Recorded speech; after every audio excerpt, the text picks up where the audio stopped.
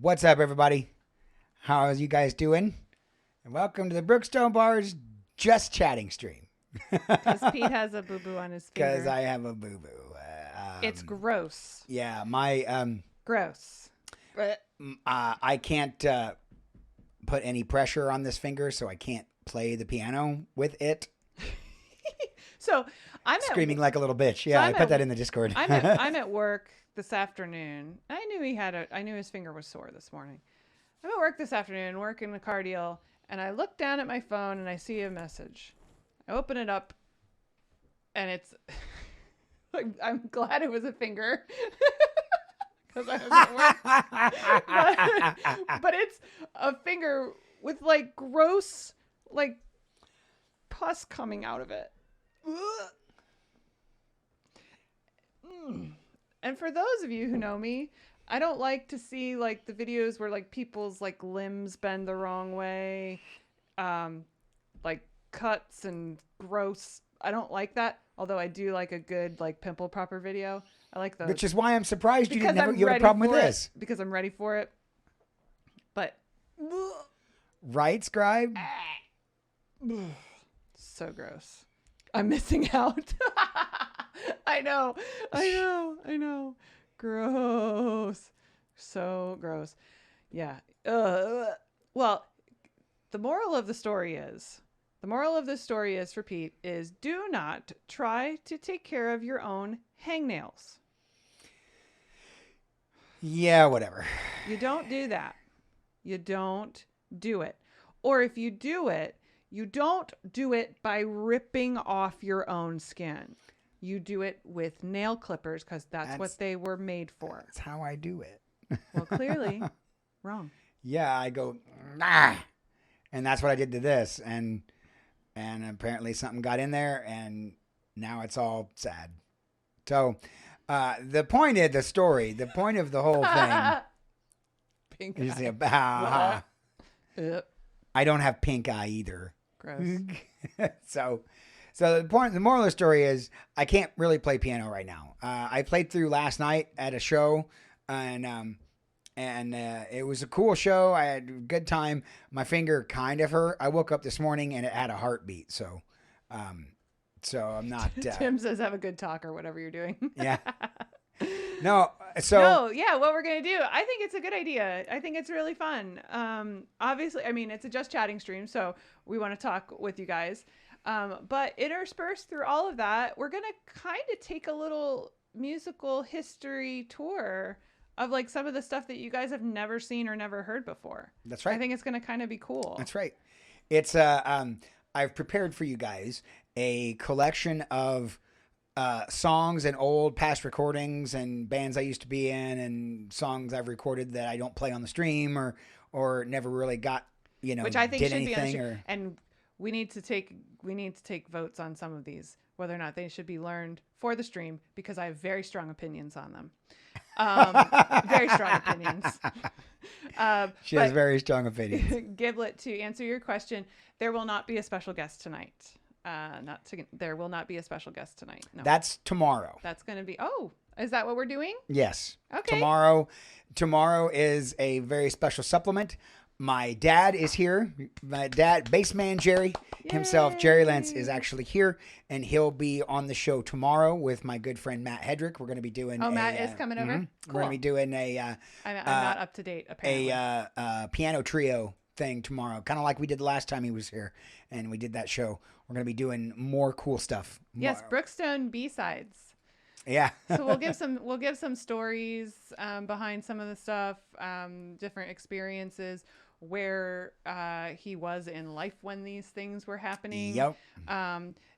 Some of them are going to be from the band that actually moved him from Indiana to Florida. Mm-hmm. Some of them are going to be from various bands that he was in while he was in Florida. I don't think really anything from here. The instrumental stuff. There's the instrumental stuff that I have on here was written here, and one of the songs was actually written when I was in college, and then I recorded it with Dave Haywood. Cool. Awesome. Yeah. So, but as we go along, if you guys, I mean, really, it's kind of also like an AMA thing too. So if you guys have, Yeah. questions or anything that you want to know, we are here.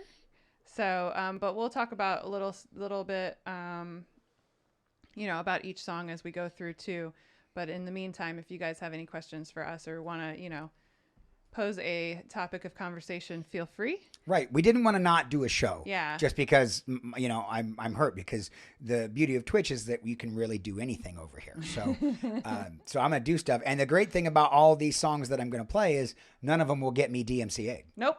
None of them. None of Not this a stuff. single one. None of this stuff will get me DMCA'd, which So is fine. we will need a little bit of y'all's help just to make sure that our audio is good. Mm-hmm. I mean, we think we've got it all set. Yeah, I think it's going to be good. But we want to make sure that the audio is good. So, I guess I'll let you. I don't have any control over the order in which we play this. I mean, and it might we might end up going in a different direction based on the topic of conversation and how that goes. But I will let you start it off, and you can talk about what we're right on going to go into. So, okay. So, the first thing I'm going to play for you guys, the first couple songs, are very early in my musical career. I was in a band. Hi, GPD. GPD in the house. And I guess you should say hello to some folks. I should say hello to some people. We just launched in talking. Let's see who's here. We got Tim has said hi and bye because he's on a plane now. Yeah. Giblet's here. Mod extraordinaire. Welcome wagon. There Hi, is. everybody. Oh, there we go. I'm gonna have to put that. The alerts need to go over the top. Put it in the box down there. You can put it in the box right there. Right there. I guess I could, but they come up over here. Well, but in this scene, they can come over here because then there's nothing there, and that makes sense. Well, that's Boop, true. right there. Hang on. I have to change that then. Hang on. Where's the? Boop. Nope. What are we doing? I lost it. We're confused. Oh no. I forgot you can't How really dare you edit just like chat that. during a just chatting stream? Hey, Subby, how are you doing? That's fine. I'm not moving around. What's up, Subby? All right. So hello to Giblet. Hello to StreamScribe. Hello, Rahomo. Hello, Javar. I saw was in here. GPD, of course, is here. Let's see. Young Sub. What's up, my friend? Stop controlling or stop using your That's over here. to control the stream. I'm mousing over here. Okay, that's fine. I know. Well, Kay said, let's move the alert. So I'm like, well, okay, well, let's go into that folder and we'll move it around. Whoops. No. So, no, it's over there, and that's how it's going to be. It's fine. We're over here. Don't hurt yourself. Yeah. It's okay. I already worked really hard putting this scene together, okay? I'm not doing anything else. This is it. This is it. You do you. This is it. Hey P, hey K, chat. I get called K all the time, and I actually like that, so I'm good with it. Right? so I'm good. So the first couple things that I'm going to play for you guys are from when I was in a band in 1996 is when we started it. So we're going all the way back to 1996. Ooh. These recordings are from 1999. We recorded an album called Misconceptions of Perception. We were called Fulton's Folly. You're moving all over the place. I know. I know. I can't help it. I'm sorry. We were called Fulton's Folly. And the idea was, we formed this band that, we in our pretentious young minds thought that nobody was going to get it and nobody was going to understand it, but it was going to revolutionize everything, much like the steamboat from which we took our name. Because, little history lesson there. Robert Fulton created the steam engine. They put it in a boat called the Claremont. And it was, everybody called it Fulton's Folly because they thought steam engines were stupid. That's not going to be a thing. Revolutionized riverboat travel. All the thing about the Fultons, whatever. I want to go back to the pretentious and no one's going to understand it and no one's going to get it and we're going to be smarter than all of you. Yeah. That's still true. You said it, not me. Whatever. It's in the mind. It's the mind. You just have to just. So I'm going to play you a couple tracks off this record. There's it's probably going to be more than a couple because there's definitely some songs I want you guys to hear on this tune, but on this track, but on this album. But we'll be skipping over a couple because there's some that are like, Yeah. eh. But it's mostly good. It's mostly good. It Yeah. is actually. It is. One thing I can say is that you have pretty much been involved with. I mean, it might not be very commercial. In some ways, it is. Like in some ways, A couple of Fulton those tracks Folly are kind of really is, but it might not always be commercial, but it's always interesting. I think, and it's Aw. and it's thanks. For You a like me. Aw. sometimes. Mm-hmm. But for a bunch of kids, Yeah. basically, who were 20 at the time that they were doing this. You guys got to think, all these guys, when they wrote the songs, were 20, 18, 19, 20. When they recorded them, 22, 23, 24, something like that. So they were young, but they were very good. More than half my life ago. Yeah. Wow. Hi, Caffeine. Wow. Pete What's has up, Caffeine? Pete has a boo-boo and can't play. His finger has a heartbeat. Yeah. It really does too, man. Like it throbs. But we're It's playing awful. old stuff. We're playing old originals that you guys have never heard before. Yeah. So it's Yeah. really exciting. And then we're gonna force him to learn them all and put them on the. Did I say that out loud? I'm sorry. Well, there's some of these I don't know. I don't know. Sorry. We'll see. Let's start with one. All right. So the first one I'm going to play is the opening track on the album. It's a fun, funky, jazzy number written by our bass player at the time, a guy named James Stanley.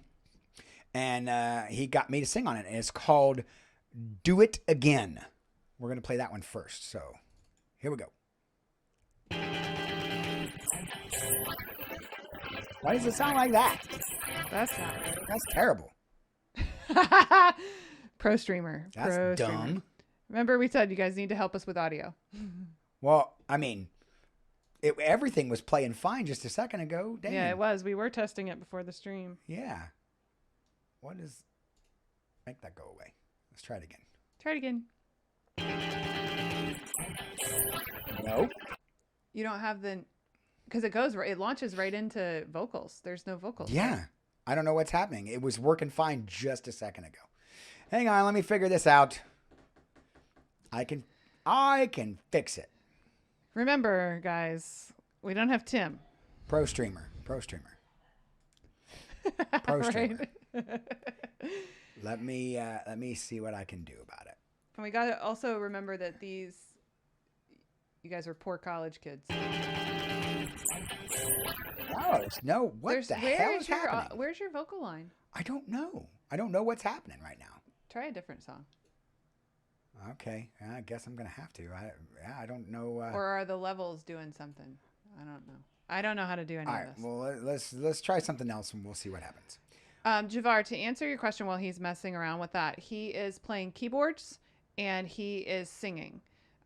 He sang probably about 90% of the Fulton's Folly frame 313 because Fulton's Folly then became frame 313. Yeah, we changed. Spoiler alert. Oh, they're hearing vocals. Really? Are you guys hearing vocals? Put us on the stream mix for God's sake. Like I asked you to. I did. We're not hearing vocals at all. So that might be what it is. Yeah, you're on the. There you are. On the outgoing mix. Mm-hmm. On the outgoing mix. I'm on the outgoing mix. Yeah, should be. Right here. Yeah. Make sure. If depends if my focus right will work. Well, if they're hearing vocals, let it run. There's no drums or anything either, though. Like I'm not hearing anything. I'm not playing it yet. Oh, okay. I'm not playing it yet. I don't know exactly what's happening right now. My Focusrite app doesn't work, so I can't tell if I'm on the thing or not. And then there it is. Okay. Here, let's try. I'm gonna just to trigger something. Just play that. Now that one works. Okay. Just let it go.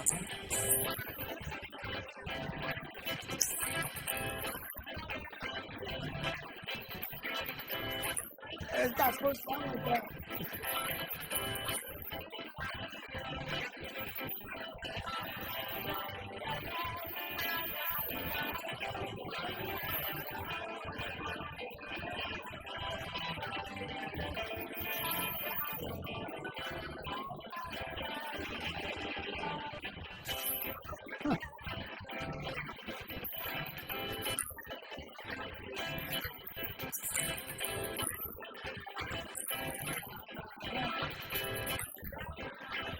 Huh.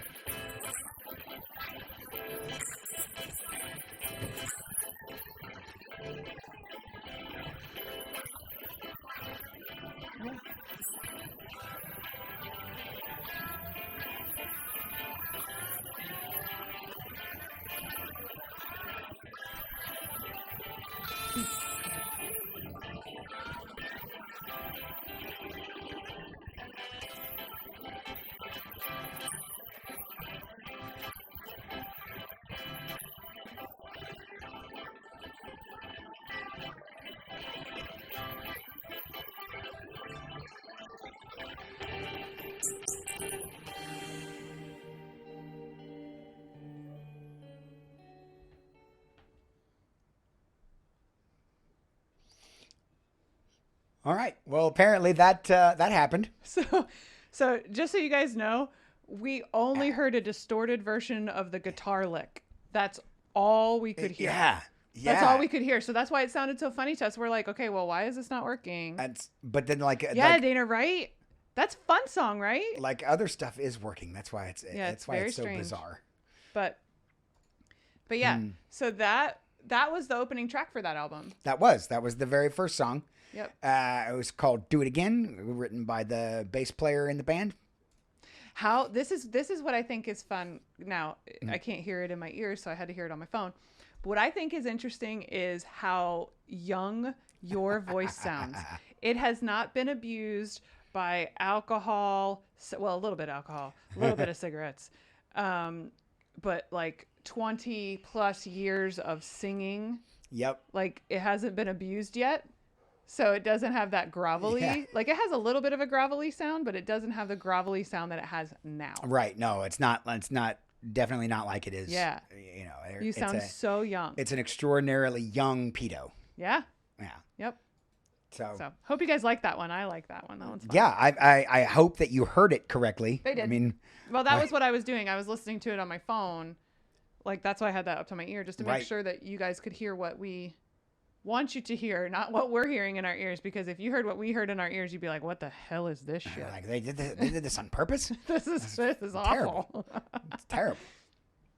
So, anyway. Okay. So, you know what? I'll turn this on. I can turn that on because we're talking about it.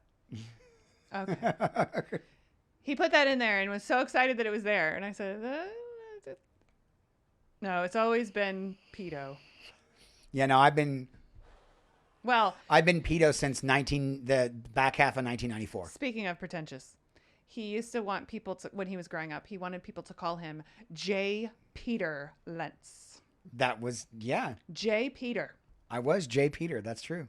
That was J. Peter. People actually call me that. That was what they said. It was my handle. That was my professional name. Pretentious.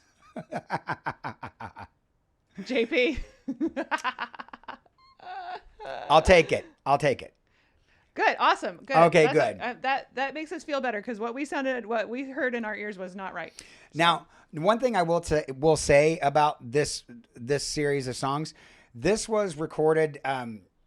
We were actually the first album recorded at Lake Mohee Studios in Hartford City, Indiana, which is actually no longer there. He gave it up and sold it and all that stuff. But he also had no money. Yeah. No. Oh, we didn't have any money. No money. No. But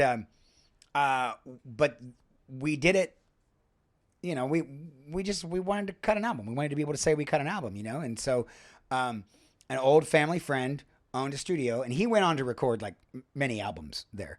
But we were the very first one, and he actually recorded to actual real Tascam reel to reel tape. This album was recorded on actual tape. It wasn't. This was before the big digital push. So this was actually recorded. The masters are, I think he still has them, the original master tapes. So this was actually on tape, which was awesome. Okay,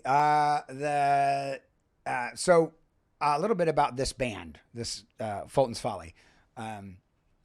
There were 5 of us. We all, whenever we would work on a song, we worked on the song, like with the exception of James. James would actually bring full songs to rehearsal and have us do them exactly the way he wanted them.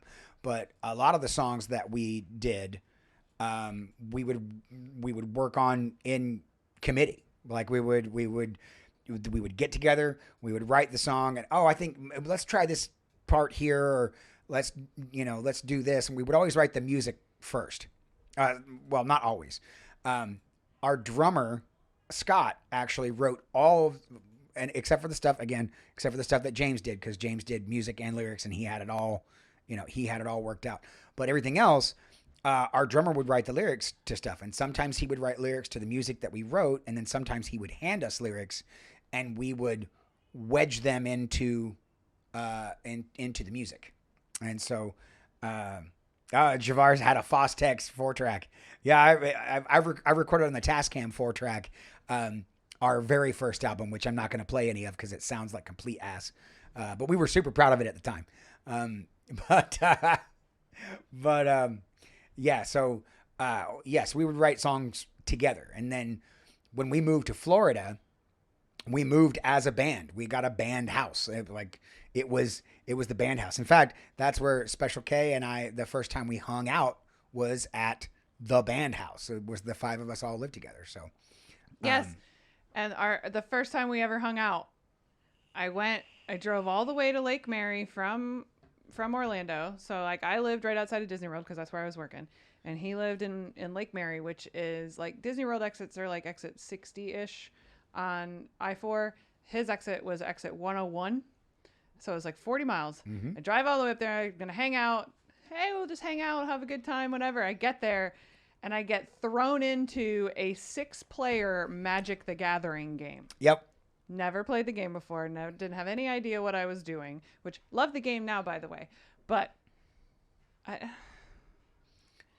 at the time, she was like, "I'm not sleeping with this guy. It's not gonna. I know. It's not gonna be a thing that happens." I don't know. I don't know. But then you beat us all, didn't you? No, Did you I win that burned. game? I don't think so. I mean, I did pretty well. Caffeine, to answer your question, Tenchi Media. When you see Tenchi Media in here, that is one of those guys. Mm-hmm. That is one of the bandmates. He was actually one of his roommates for a long time. We call him Swirl. He's one of my best friends in the world. One of his best friends ever. And he actually was in our wedding. Mm-hmm. So 2 of the bandmates were in our wedding. Yep. Neither one of them bothered to do their hair that day. We were rock and roll guys, man. You would think that I wouldn't have to tell them, that I wouldn't have to tell him to do like a groomsman check, like make sure everybody looks right. Like, hair's good, everybody's good. Swirl's hair is just, he has very curly hair, naturally curly hair. And actually his was kind of like, okay. He primped it. It was just big. That's Swirl. It was loud. Then we had another one that the hair was like this. Bangs in the face. Well, Brad just needed a haircut. Yeah. That's something you do before you attend a wedding. Or especially if you're in it. Anyway. I don't think any of those guys had ever been in a wedding before. Thank you, Jason, for subbing. Yay, Jason. Yay, Jason. 17 months, Jason. Jesus. Jason, you get to hear some of Pete's old stuff. Yeah, we're going through the back catalog. All right. So, are we doing the one where it sounds like JCS? Which one is that? Where it sounds like Heaven on Their Minds. Oh yes, that'll be the last one from the album that we played. Society's Child. I think That's is the it. one you're talking about. That's it. Yeah. Oh, we're definitely playing that song. Okay. We don't Definitely need to playing play that song. like 8 songs from the CD. You No. know? Okay. I'm skipping just around. like, yeah, I'm okay. skipping around. But I am going to play the next track on the album. So We're not playing the whole album. No, guys. we're not. I'm not going to lay that all on you. No. I'm not going to lay it all on No, you. no. Because some stuff James sings, some stuff Swirl sings, but I sing most of the. Yeah, 90. I like sing I would say about 90, 85%. 85% of the yeah. record. I sing. But this Angsty song, 20-year-old Pete songs, like 20 when he was 20 years old, not 14, but yes, close enough. His exact words were pretentious. He was pretentious. these words, not some of mine. these are angsty. Some of these are angsty, sure. So this one actually, Oh God, I hope it sounds okay in my ears. I can't take another. it's probably song. not. It's probably not. But it'll sound okay out there, Yeah. I think. So this song was actually written from the bass line. The bass line that you're going to hear at the very beginning of the song was yep. The bass line at the very beginning of the song I've heard these songs before. Was It's been years. I'm excited. was the very first thing that was ever written on this song. And then Swirl and I had the idea, well, let's put the chords as like a counterpoint to the bass line. And so we've got this really moving bass line and then these real static punchy chords over the top of it. Make it go. This song is called Axiom. And again, lyrics by our drummer Scott.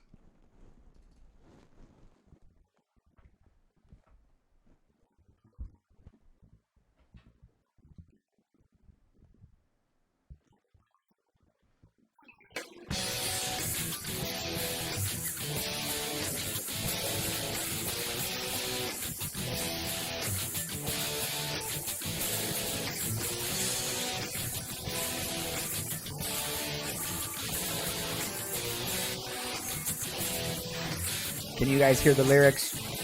I hope so.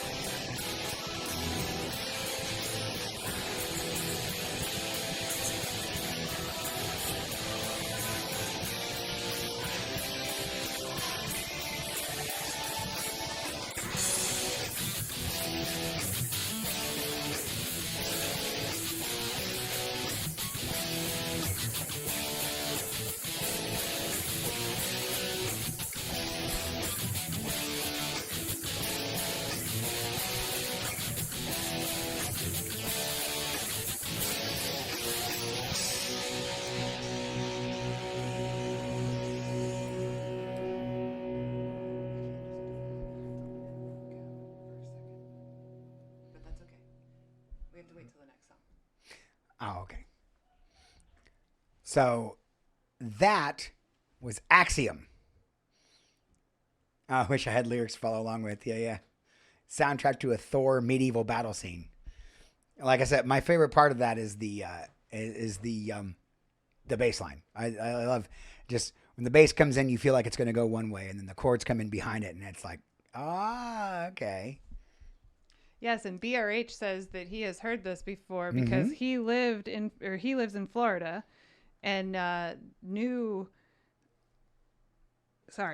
us then, and has been around for this album and for the Jelly Rolls album that we're gonna play a little bit from later. Because I had told all you guys, I'm like, hey, I made an album before I moved to Florida. Check it out, you know.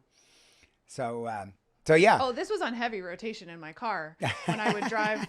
This CD was on heavy rotation, and I remember playing this CD in the apartment. This is before you had moved in. This is way before you had moved in. And I think I was cleaning or something, and Tiffany walked in. This was my roommate, Tiffany. And she goes, "Who is that?" And I'm like, "Guess." And she's like sitting there trying to play. She goes, "Oh, it's Pete. This is awesome." And I was like, "Yeah, it's great." And these are not bad songs. And you know, I feel like some of these, you know, I'd love to now that, you know, with the skills and knowledge that we have now, I'd love to go back and do some of these. There's some of them. First of all, I'd have to get permission because so many. Right. There's so many names on the writing credits. I don't think any of them are going to care at any point now. They've all moved on in their life. But what I will say though is I think that we should put some version of even if they're the original versions up somewhere. Even if it's just like a drive link for everybody here to listen to it. All right. Do you know what I mean? Like, I think that would be a great idea. Like throw it in the Discord. Mm-hmm. Yeah. All right. So that was Axiom. Let's see. Nah. I think just the last one, or just Society Show. Oh no. There's a couple more. There's a couple other ones that I think. Honey, we're not gonna be on here all night. We're good. I wish I could turn my Focusrite on because I can tell you that I'm not on the outbound mix, and that's why we can't hear the stuff. I don't know why you can't turn your Focusrite on. I'm not sure which one I need to be. Well, when pressing. the next song, I'm going to come over there and take over the seat for a second because I'm pretty sure I know what to do. All right. So we're skipping around. We're going to skip to the end, towards the end of the record. I'm going to play a song called "Non-Believer." And the idea behind this song was written in response to the Hi Rice Tales. He hurt his finger. I did. It's infected. He attempted to fix his own hangnail and peeled half his skin off, and now he's surprised that he has an infection in his nail bed. I'm not surprised. I'm just surprised it hurts so bad. And I've gotten infections in my nail bed before, and they kind of go away. But puffy and squirting gross stuff out of it. They don't need to know that. That's not a thing we need to discuss.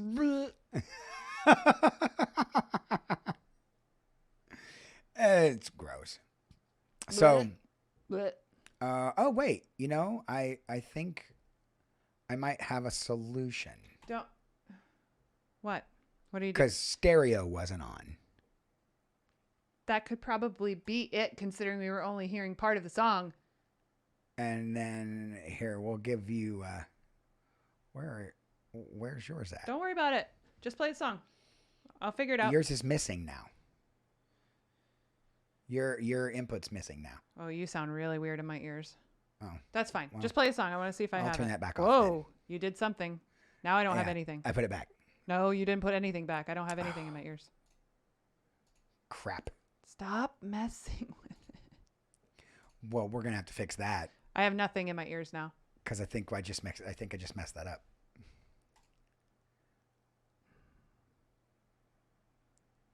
Uh-oh. Whoops.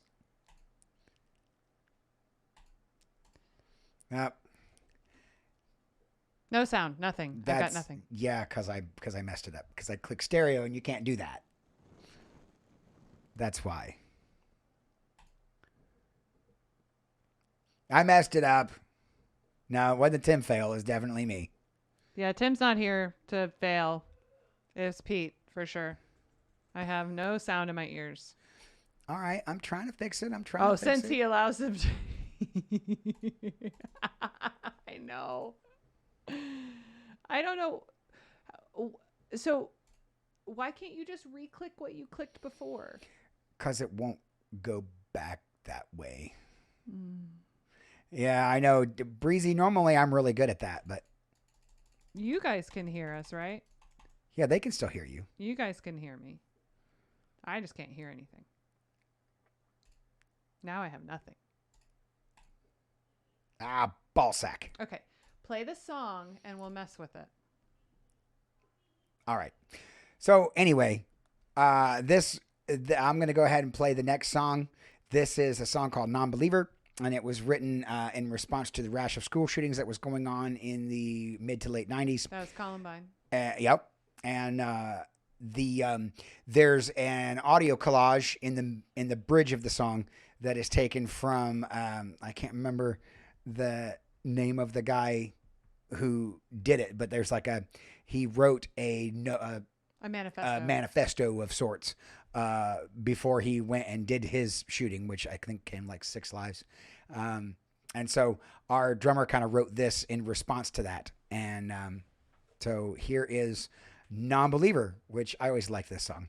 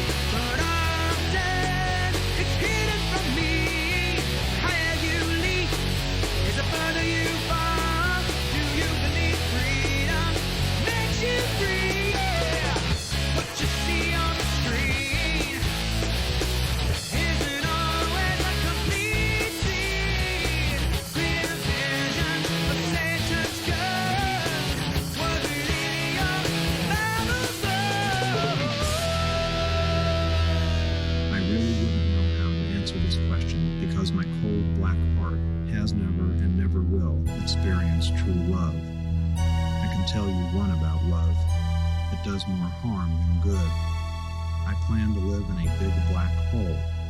My firearms will be the only things to fight my isolation. A bloody rampage in a school prayer meeting.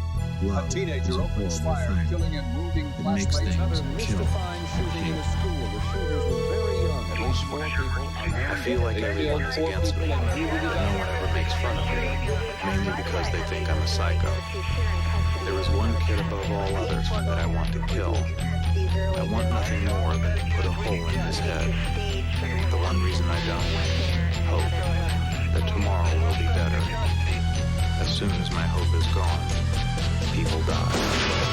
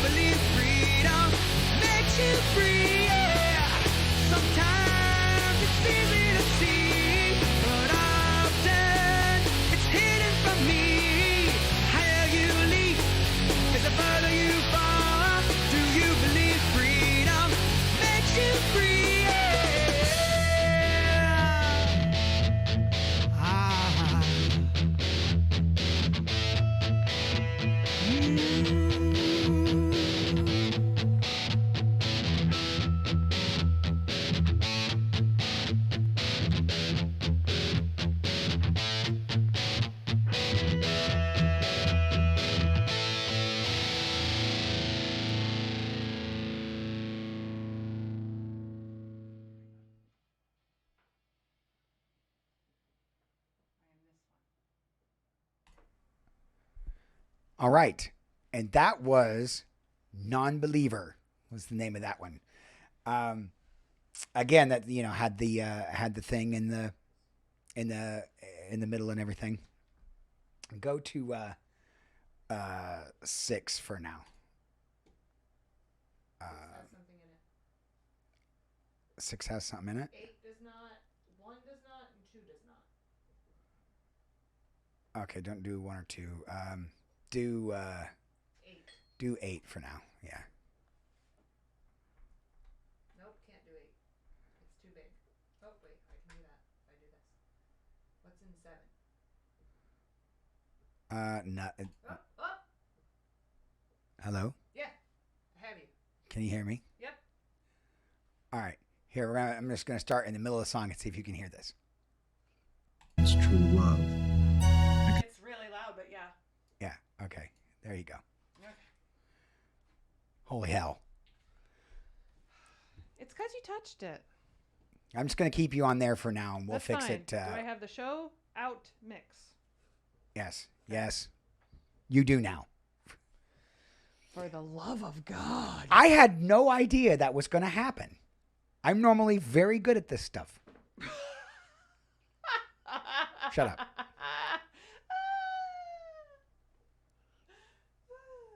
up. No, caffeine, it's not that I'm shook up with that. I mean, listening to that always kind of gets me in the feels.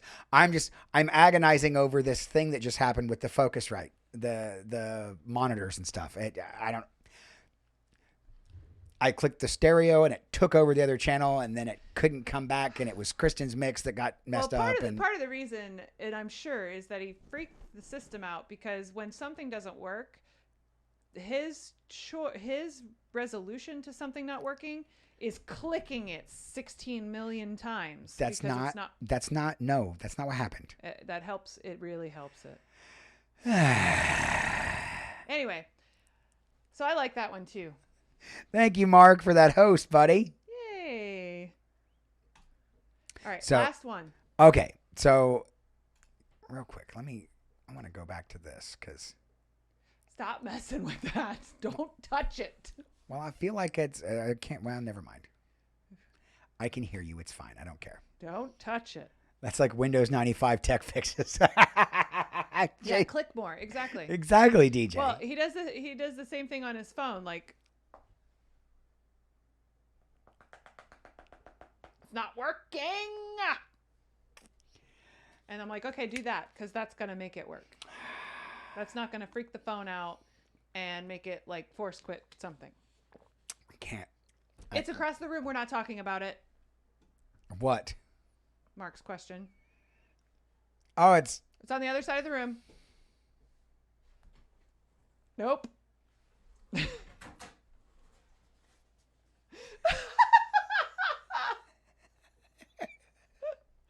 here's one. I knew I could have one somewhere. Moz, please delete this message. All right.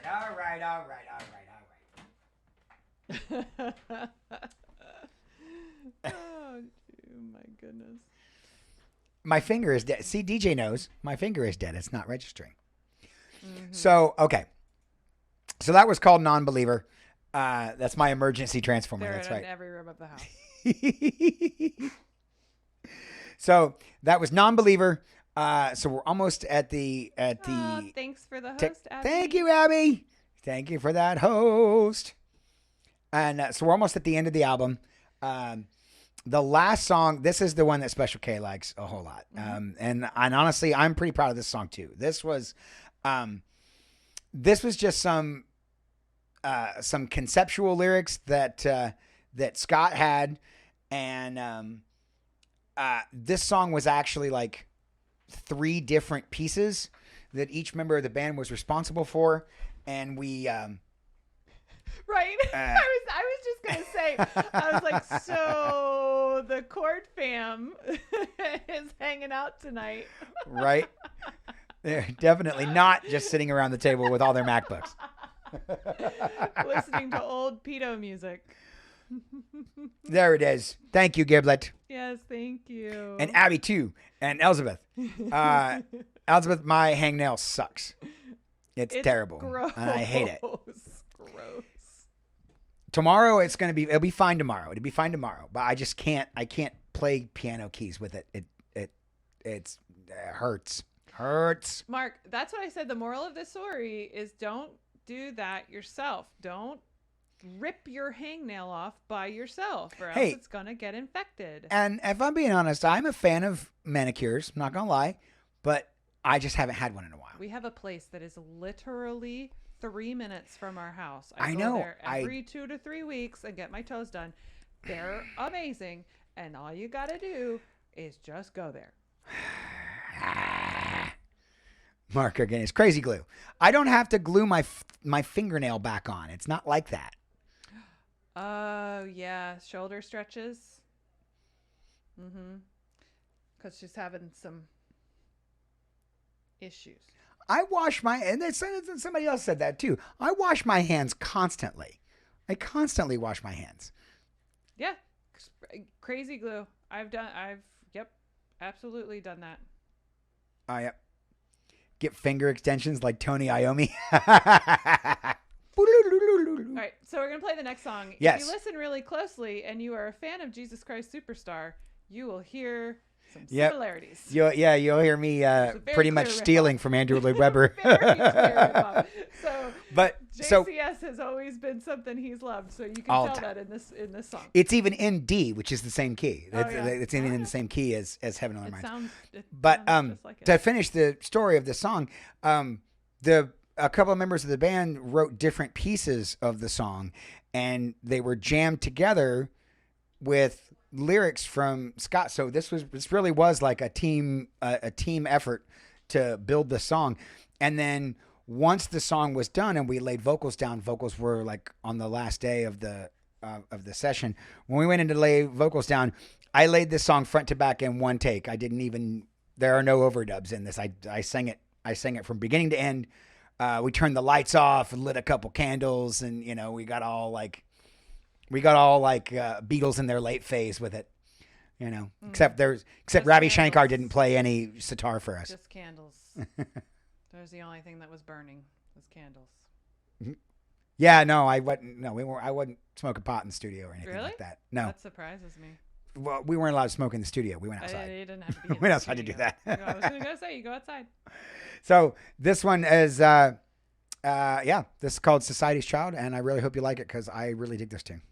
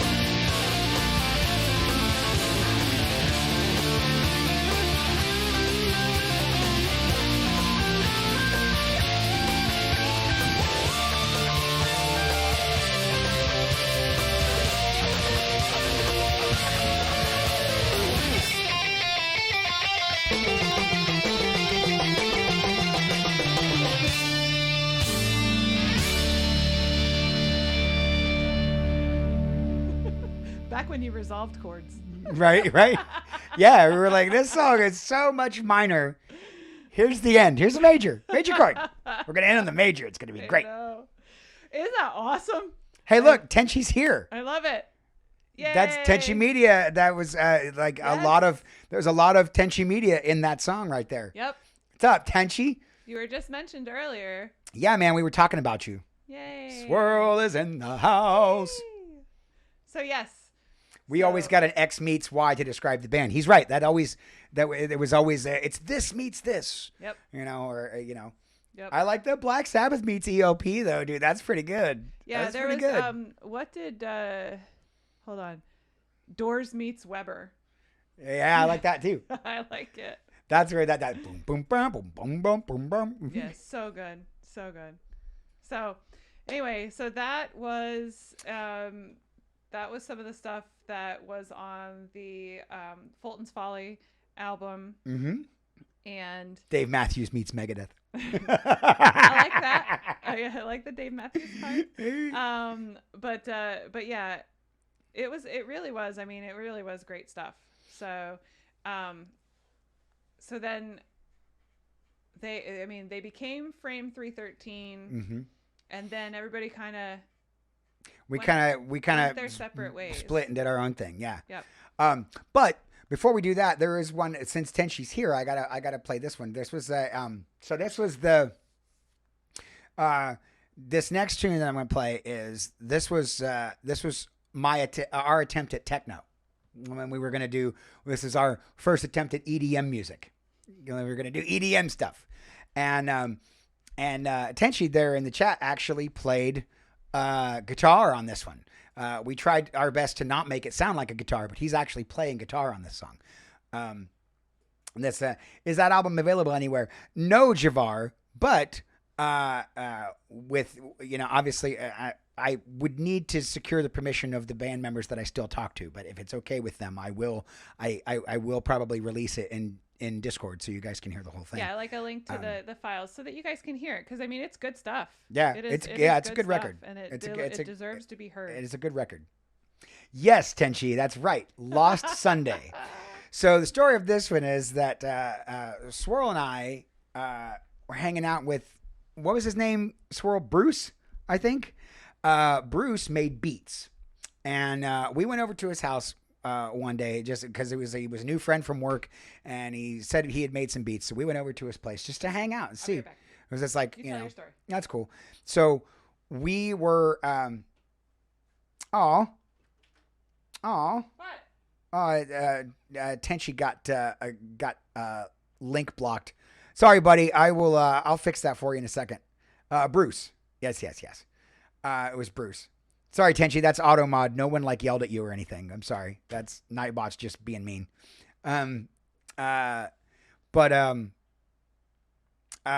So we went over to Bruce's house to hang out, and I know. I'm sorry, Tenchi. Nightbot gets a little carried away sometimes. I'll fix that for you in a little while.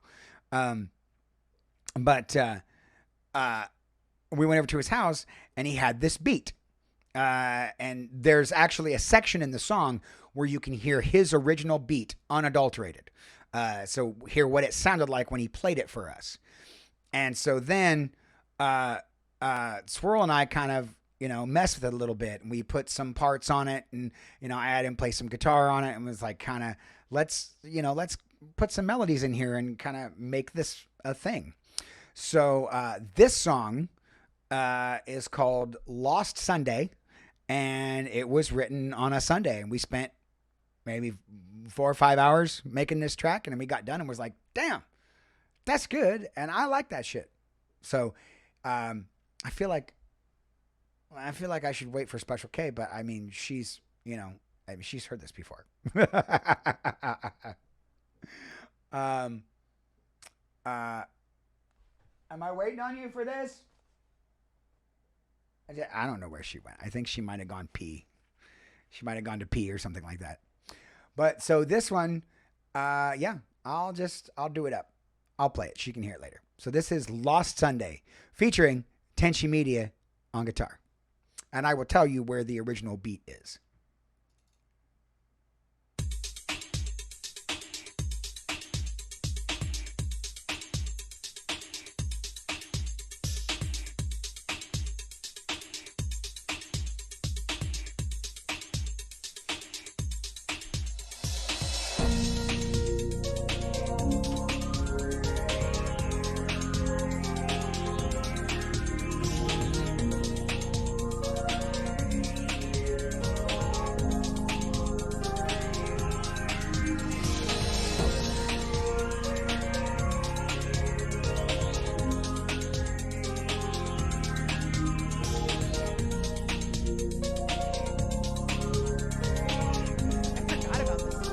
Yeah. This is the original beat. This is what he played for us.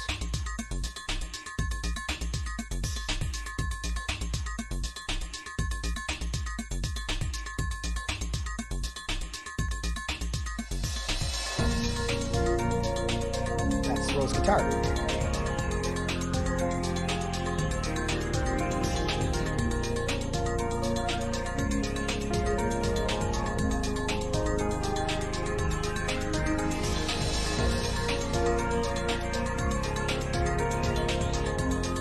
I get my glow sticks.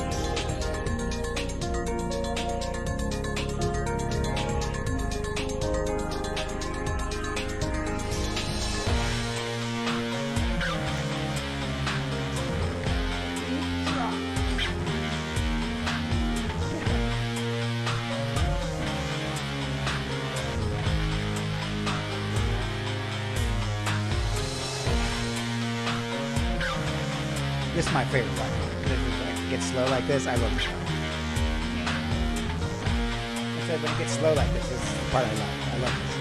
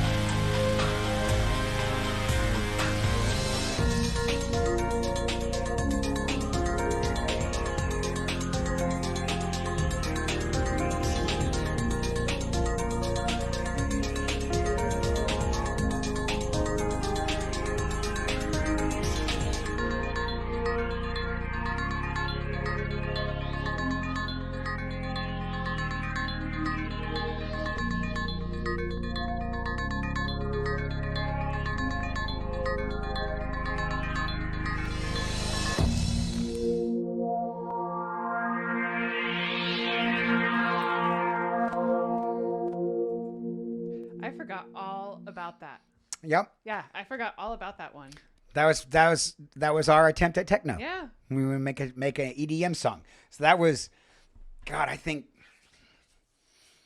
Swirl. When was that? Around like 2001 or something like that. Before, I think it was before we moved to Florida. Big Papa. Oh yeah. See, I was hoping Big Papa caught that because that's the Big Papa is actually he's into making beats and stuff, and I was hoping that he would dig on that one. But yeah, Swirl. What was the actual date of the year of that? I can't really remember. I don't know if he's still in there, but if he heard my question, he'll come in. While Say we're something. waiting on that, Oh, were we in Florida? Yeah. Were we in Florida? Yeah, I was 2004. Gonna say, Oh, I'm okay. pretty sure that was around the time that we started dating. I thought that was in Indiana. Because you guys were like, "This is this cool thing that we did." Oh yeah, Listen yeah. to this. Okay. I don't know. Maybe I'm wrong, but it's possible. Yeah. Swirl's got the original disc that we made, That's awesome. and we made a disc, and there's artwork on it and stuff, and we did it up, and we did it in Bruce's like living room where his computer was, and he was using I think Cubase. Well, if you were working at Applebee's, then we Yeah, didn't he was. know- Yeah, we he didn't did work know at each other Applebee's. yet. So Yep. so it wasn't when if you were still working at Applebee's, then we didn't know each other yet. Being old makes it hard to remember. I That know is all correct. about it. That is correct. All right. So are we on to Time Jam? Yes. All right. Yes, we're gonna be on the Time Jam now. So this was actually right around when we first started dating. This was in 2005. Okay, well, hi and bye, Carlos. Thank you for No, stopping in. He was on a work lurk anyway, so he Right, probably got right. called away to something. Thanks for So, coming, buddy. But we're glad you were here for just a little bit and you got to hear the techno beats. The beats. But this would have been By 2005, 2006 was when you were in this band. Mhm. And this was by far the largest band that Pete was in, I Yep. believe. It was a 10-piece, 9-piece. Yep. 9-piece that turned into a 10-piece before I left. It was a horn band. Oh, yeah. Oh, Awesome. So think like Chicago. They played a ton of Chicago stuff. There was a trumpet player. There was a sax player. There was a trombone player. It was just awesome. We were tight. Yeah, they were tight band. super tight. It was a tight band. They actually won the Battle of the Bands. We won. Did we win? I don't remember. I think we won so that. long. That was the one at the Harley dealership. The Harley dealership. Yeah. Harley Davidson place. Yeah, I think we did win. But I can't remember. I don't remember now. It's funny. It was such a big deal back then. Now we can't even remember if you won or not. Right. But this was really cool because it was more of they didn't do originals. So you're going to hear some covers. But this was all this sounds like legit. And the lead singer, Pete only sang lead, he sang 85% lead on the Fulton's Folly Frame 313 stuff. He actually flipped that and only sang lead about 15% of the time on Time Jam. Mm-hmm. The lead singer, actually, of Time Jam, it was a friend of ours. His name is Curtis Gray. And for anybody who watched American Idol, he actually was on American Idol. I cannot remember the season. I'm sorry. He made it to Hollywood Week, but right? he made it all the way to the Hollywood Weeks and was cut right before, those last people that you see where they're down to who's going to actually make the big shows. And he made it all the way to the end of that. Yeah, he was one of the guys that the show did a spot on. Yep. And then they still cut. Yeah, they did a whole big spot. Yeah, they did a whole big thing on him, and then cut him. But he did make it all the way through the Hollywood Week, right to the end of it. So when they're like, okay, these are the top 20 that are going to go on to the whole show, he was the last that last group that was cut. But he did make it on TV, which actually ended up being good for his career. He's he got into a band right after that, basically because of that. Because of that spot, they were like, "You were on that show. You should come sing for us." Real good friend of ours. He was a young kid when he was in this band. God, he was so little. 21, 20. Yeah, 20. I think when he first started. He was so young.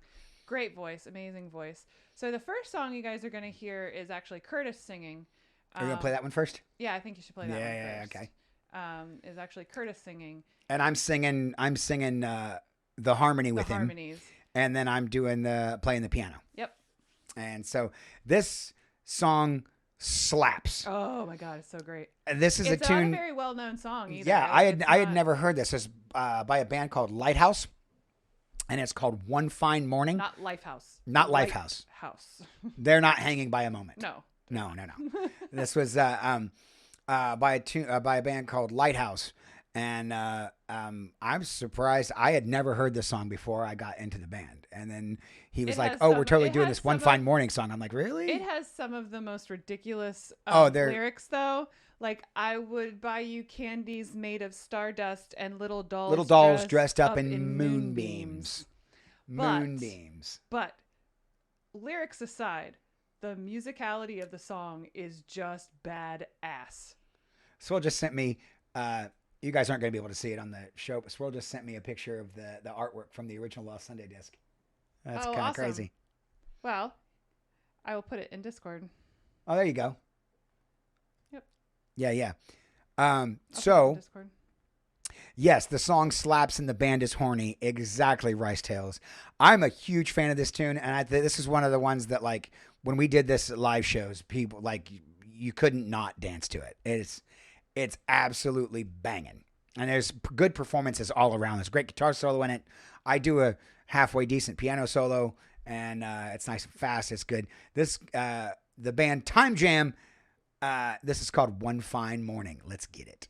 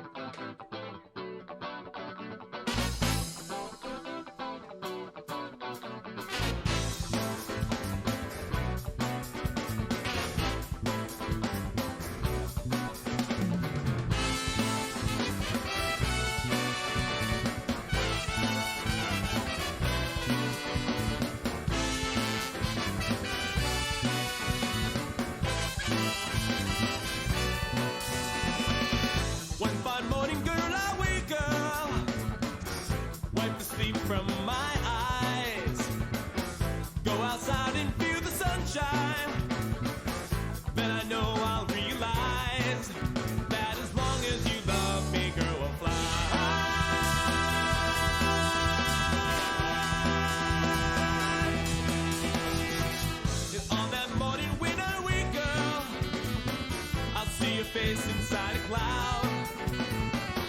See you smile inside a window. Hear your voice inside a crowd. Calling, come with me, baby, and we'll fly.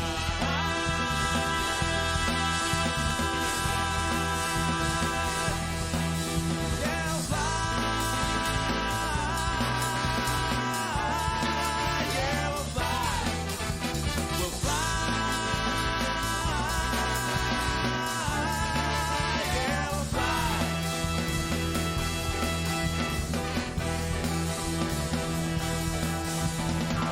And on that morning when I wake up, we'll go outside and live our dreams. I'll buy you candies made of stardust and little dolls dressed up in moonbeams. And everywhere we go, we'll laugh and sing. I'll kiss you morning, noon, and night. And all the universe will smile on us, 'cause they know that our love is finally right.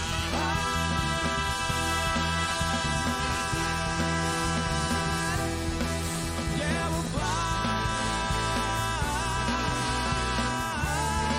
Yeah, we'll fly. We'll fly. Yeah, we'll fly. Yeah, we'll fly to the east. We'll fly to the west. There'll be no place we can't call our own. Yeah, we'll fly to the north. We'll fly to the south. Every planet will become our home.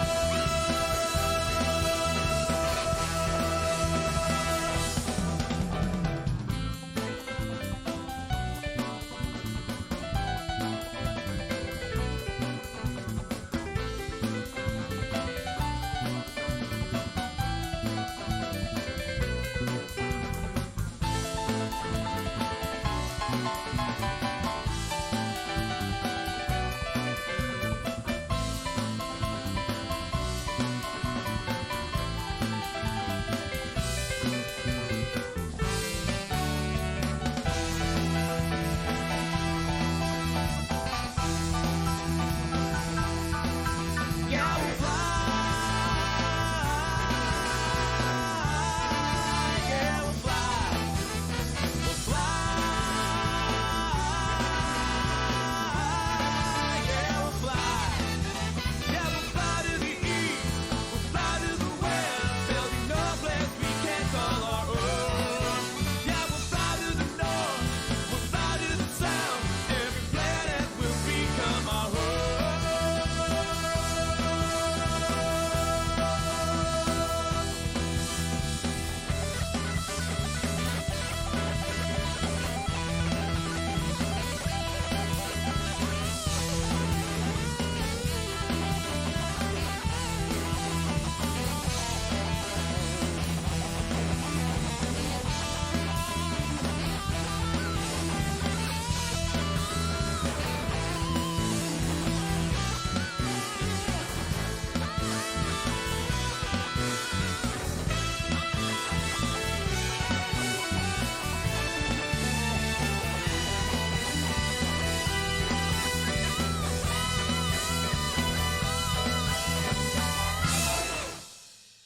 Screaming. Dude, that song, That song is so bad. it's so good. And yes, that was around 1971 or something. And Lighthouse was actually made up of some members of Chicago and Blood, Sweat, and Tears, That's not where it had both surprising. come together to be in that band. It was 'Cause like a that's side exactly project what for it all of them. sounds like. Yeah. That the two of them smashed together. Yep. It's exactly what that sounds like. But you know it can't be Chicago because that song ends. Right. Someone from Song Earth, ends Wind, right. and Fire ended it. They're the Yep. ones that wrote it. 'Cause Yep, There's yep. clearly an ending to it. And yes, Swirl, I do play Spaceship for the. I do play on Spaceship for the Sun. I actually do have that. I have the Noon Blue Apples disc. That was the first collaboration between Art and I, and it was Art's record, and I played some of that stuff. Played on some stuff on that. Yeah, Elle, it is very Chicago-ish. It is the whole band. The band played things like weddings and events where you would get a whole big band to play songs like that for like the dance floor. They did do like some slow stuff. I mean, Curtis would do a really killer version of what's that song? Always and Forever. Always and Forever. Always and Forever. Oh my God. Yeah, that song was so it good. Would just like the girls would just sit there and be like, Yeah. Yeah. Oh, well, to be fair, he sang the shit out of it. I know. Like, it was very, very good. Like, as Tim would say, people came out pregnant. Yep. Boom, pregnant. Right. But yeah, they did all kinds of different Chicago stuff, party type things. And they were really tight. They practiced a lot. Yes. And the band, Well, we had to. The songs were stupid really hard. The band leader was very Taskmaster-esque, in a sometimes he was gruff. Good way, but sometimes a really bad way. Mm-hmm. But it was made up. Really, Pete and Curtis were the two youngest people in the band. The other guys were all like older, retired. One of the guys that played the trombone was actually in the Navy band. So is the sax player. And the sax player too. Larry. But like retired. One of them drove buses at Disney World. Like that's what they did for a living. It's So the same guy that played trombone. yeah. That's right. Yes. So, but they all came together and they were all like really super talented. It was just And for the most part, we all liked each other. yeah. I mean, for the most there part. were some tiffs here and there, but what 9-piece, 10-piece band doesn't have that? Right. You know. So. But we'll play another one from this. This is just again, it's another cover. I mean, you guys will know this song, but it is a gender swapped song. Yeah. It is actually one that Pete sings, or sang in this band. And so this is actually Knock on Wood, which is interesting to hear Pete sing Knock on Wood. Yeah. Now this one should probably be on. Like I could play this one on the show. Yeah. So yeah, here we go.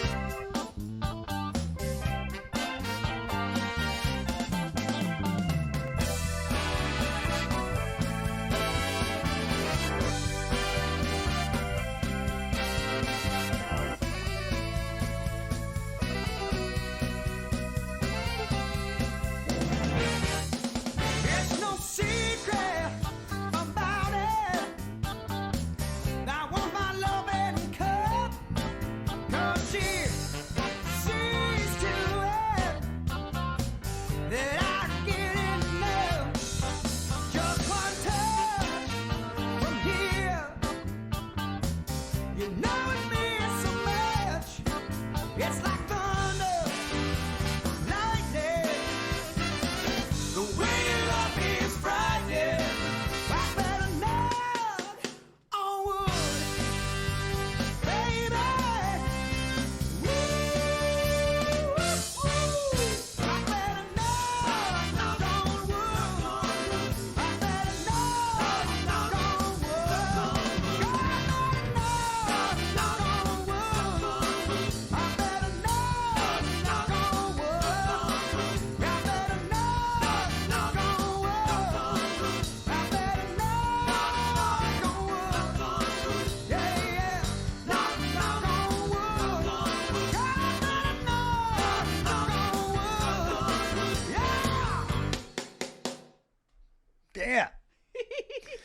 Okay, so Caffeine. That's a really great idea. Caffeine says already hearing the Michael McDonald Redemption version of this. Fun fact: the that version that we did was actually based largely on the Phoebe Snow Michael McDonald version of that song. Oh, yeah? That's on the New York Rock and Soul Review album. Ah.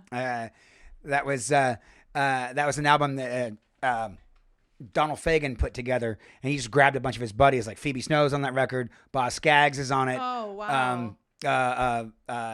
Michael McDonald.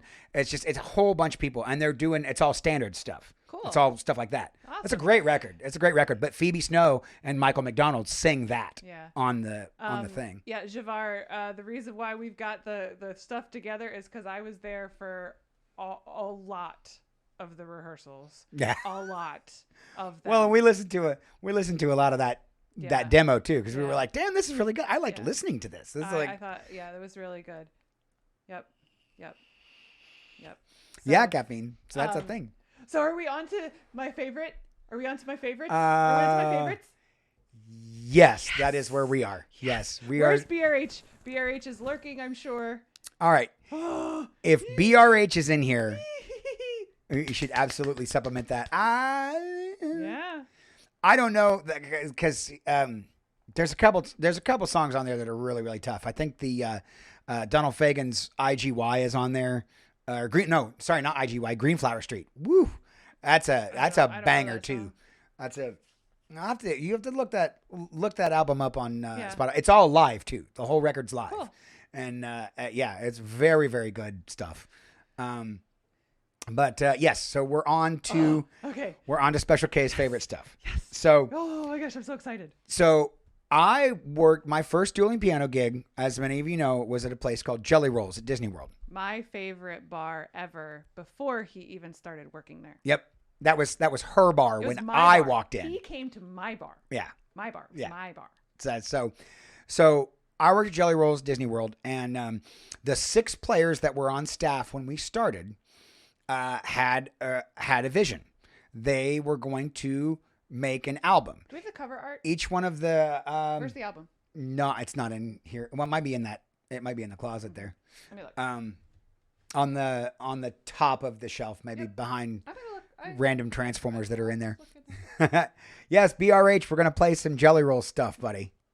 We're gonna. Oh, Jinx, it's my finger. My index finger is infected because of a nasty hangnail, so I can't put any pressure on it, so I can't play. It sucks. But we're doing this instead. We're doing a retrospective of some past. Oh my knee. Yeah, just Special K's over there breaking shit. We're doing a retrospective of past pedo projects, and we did my original band's album, and then we did some stuff from we did my first techno song, my first EDM song, and then we did some tracks from the horn band that I was in Florida, and now we're going to do some of the Jelly Roll stuff. So anyway, the way this album worked was the players that were there each contributed 2 songs to the recording. So there were 12 songs on the album. They called it 12-song warning because we always said 2-song warning to the next team or 2-song warning to Showtime or whatever. And that would let us know there were 2 songs left and then we had to come back on stage to do stuff. So it was 2-song warning. 2-song warning was what we said. And haha, Caffeine. I know. And no. He can't use his knuckles. So Special K is going to show you the album cover. Okay, so this is. There you go. Can you see it though?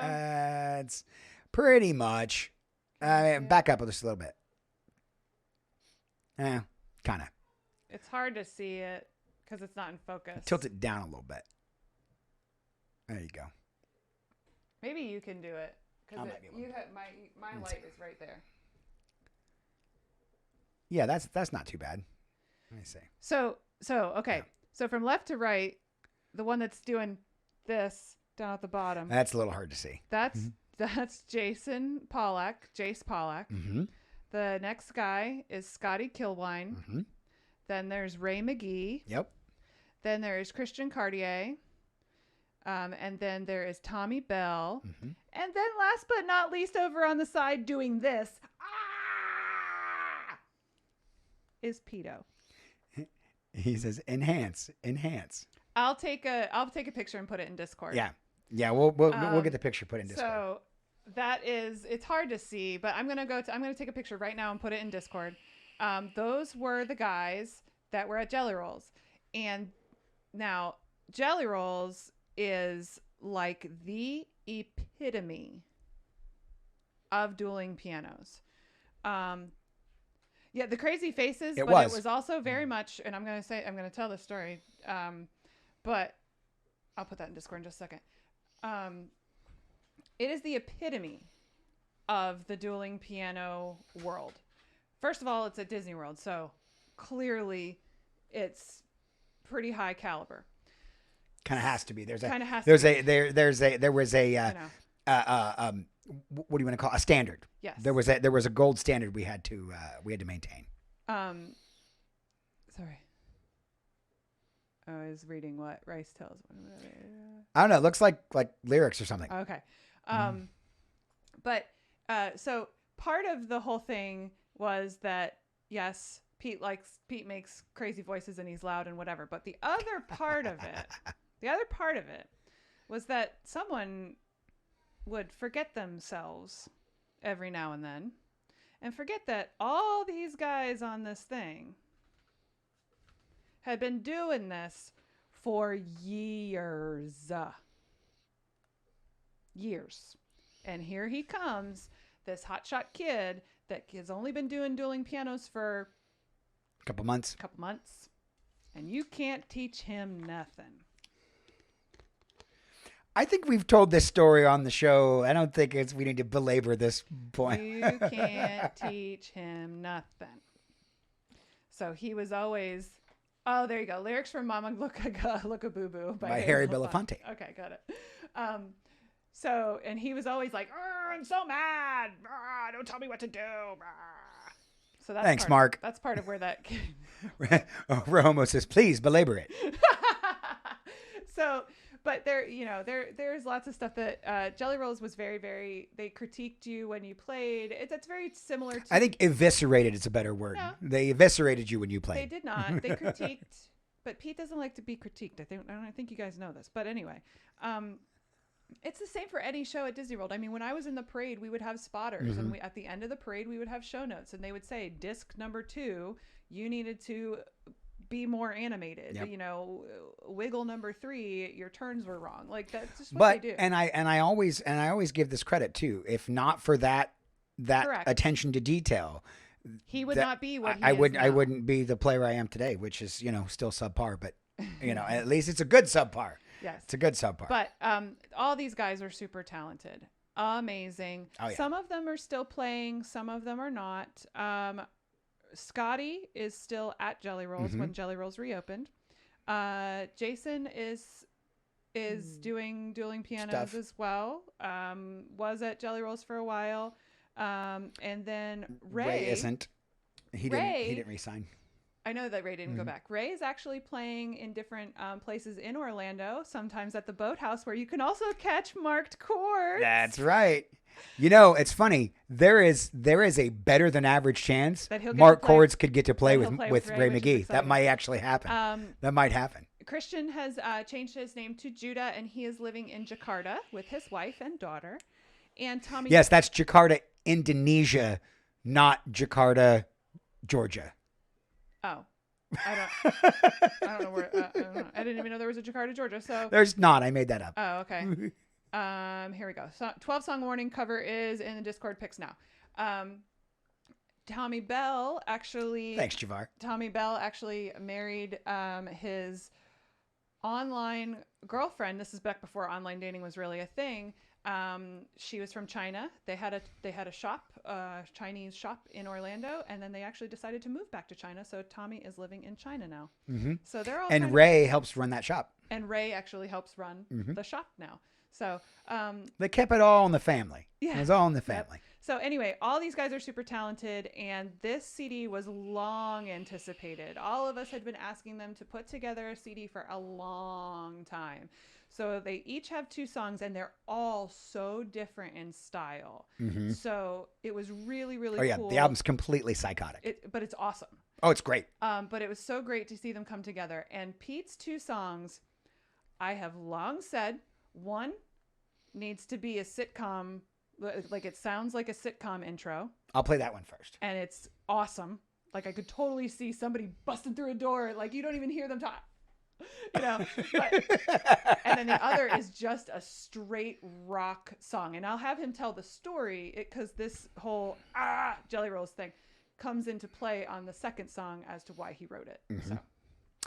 So the first one I'll play is the sitcom one that I think it sounds like a sitcom. that- You guys that- can make your own yeah. choice. But I think I that kinda both do need to too. be on the song list. But here's a fun fact about this song. This song was originally a Fulton's Folly song. This was originally, in fact, the version that we recorded, I actually have as well. There's the original Fulton's Folly demo of this tune, and then when we were looking for songs, I asked permission. I said, "Guys, can I do this song for the album?" And they were like, "Yeah, no problem." And then I went and Jason Pollack plays drums. So the guy in the picture, he's playing drums. And then his father is playing all the guitars and bass. His father, Dennis Pollack, is playing the bass and guitar, and Jason's playing the drums. And then he sang some harmonies with me on some stuff. I'm going to put a picture of the back of it in the Discord as well. Hi, Big Booger. And thanks, Javar. I appreciate that. Hello, hello. Just in time for the Special Jelly K's Rolls favorite songs. stuff. I'm super excited about this.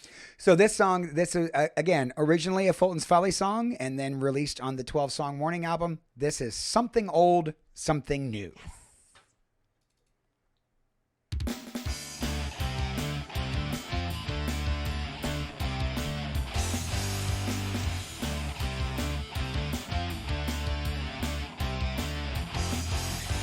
Sometimes at night, I'm alone, but drift on a subconsciously. I think about the passing people I know, wonder if they think about me. Growing up, I had friends of youth, chasing the wind into life's truth. Always think of you, I get too slow. Never satisfied, I'm always after more. Well, I know this will sound strange, but I'd love to see. No, I've often wondered if our lives hadn't changed. What would it become of you and me?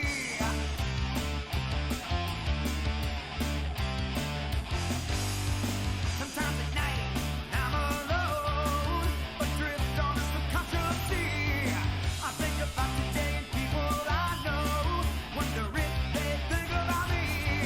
New friends I made along the way, you know the people I see every day. Sometimes it's good, sometimes it's bad, sometimes it's joyous and sometimes it's sad. Well, I know this will sound strange, but I'd love to see. No, I often wonder how our lives will change. What is to become of you and me?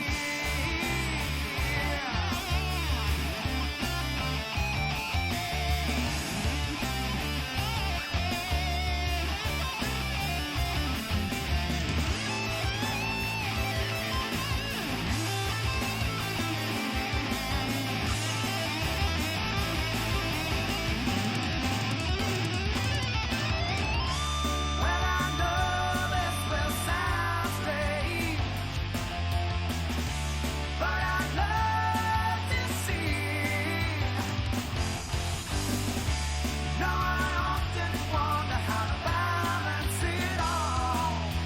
Give it something old, give it something old, give it something old, something new.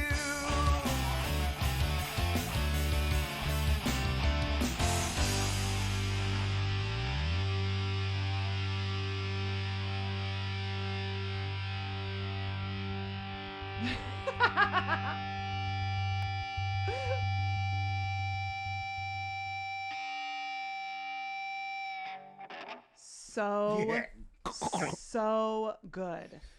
Romo throws hat in the air and freeze frame. But doesn't it? It just sounds like the not so much the verses, but the chorus. The well, I know this, what? Look at Squirrel's comment. Arnold White is a recently divorced tech exec living on his own for the first time in decades. Ji Wong is a recent immigrant trying to make it in the big city. Together, they'll learn about life and living. This fall on NBC, it's White and Wong. Oh my God. But doesn't it sound like it the well, I know this may sound strange. Yep. It just seems like sitcom to me. Like that's what I see. This fall on NBC, it's White I see and like Wong. Chandler like coming into a room. Chenandler Bong. Chenandler Bong. Chenandler Bong. It's the best thing to ever come out of Friends is that right there. I know, BRH. It's so great. It's so 12 Song Warning was Miss That's Chenandler right, Bong. Miss Chenandler Bong. Chenandler Bong. Yeah, the 12 Song Warning album, man, just It's so good. it really I love listening to that. I love going know. back and listening to I that because it's just a fantastic song, or a fantastic album. Yeah, right. That's didn't she say we used to talk about that? It's like this sounds like a sitcom tune. It does. It just sounds like sitcom. But yeah, that one I wrote on piano, and then the band did it, and then Scott wrote the lyrics. And Why then, is Jason's CD in here? he gave it to me without a case. It says nameless too, so this must not be before. This may That's be before. that's a collection of songs that eventually made it onto Jason's records. Yeah, I was gonna say because Edge of Goodbye is on here, same as Too on Many here. Roads on there. Table for Two. Yeah, That's not on this CD, but I mean that's on this. that's on the 12 Song Warning. Yeah. 12 Song Warning. Table for Two is so good. Unfortunately, I do not have the permission to put the 12 Song Warning in the Discord, or I would absolutely give it to you guys.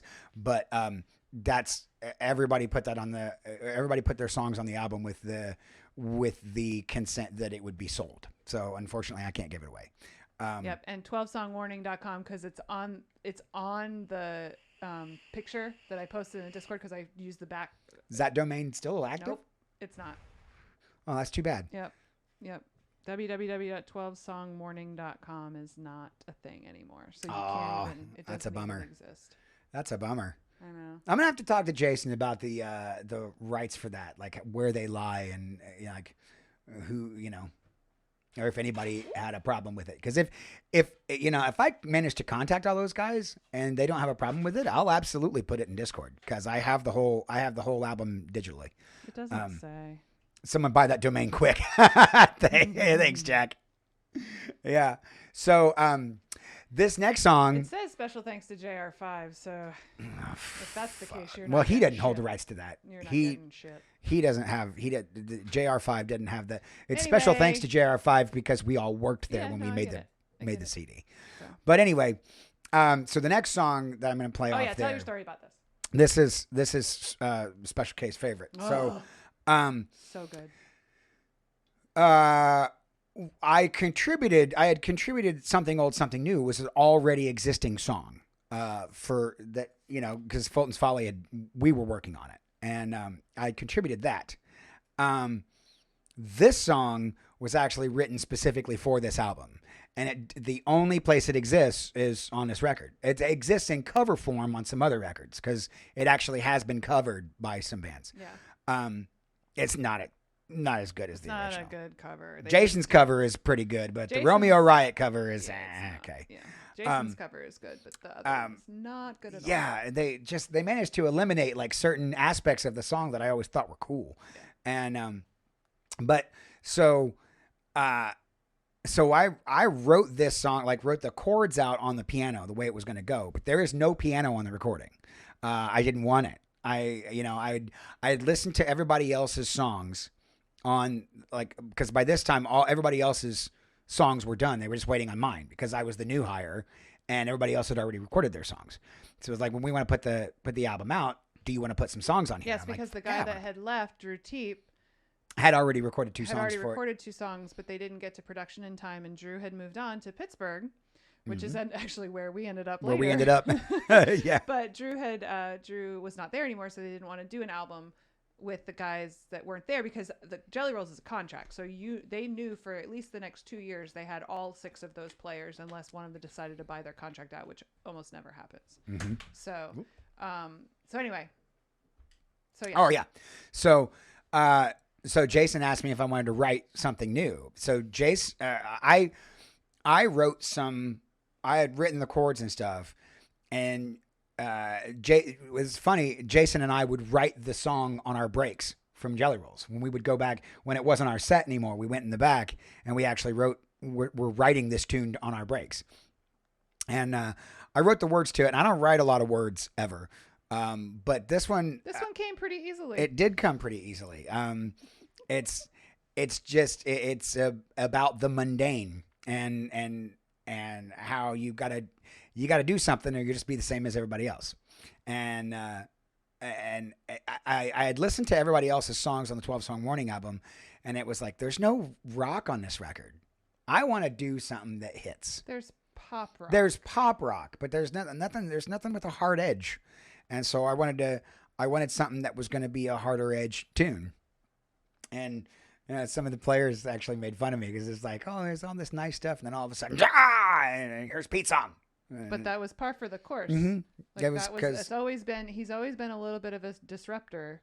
Mm-hmm. If you guys have not noticed. I felt compelled to disobey. Right. But then there was also a lot going on again with that whole. You can't. Who are you to tell me?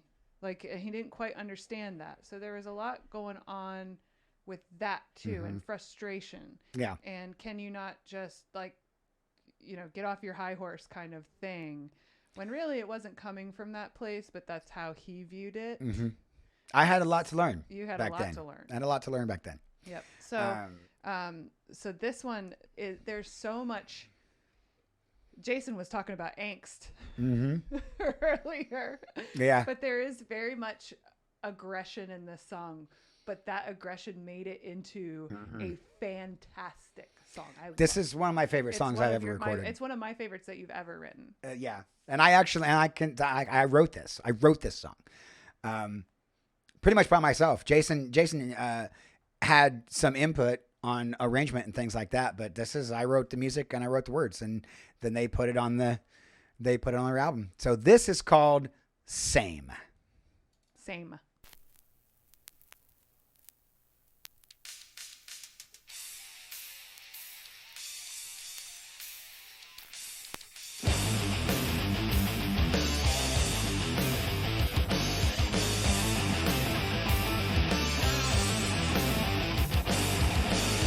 Everybody tells the same old story. Baseline. Everybody wants the same old lie. Many bands that take their fences and each side corner off west.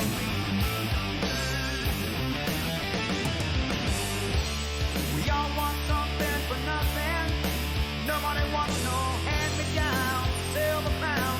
Someone else is lost and found. We walk in each other's footsteps. We believe in each other's lives. We look in each other's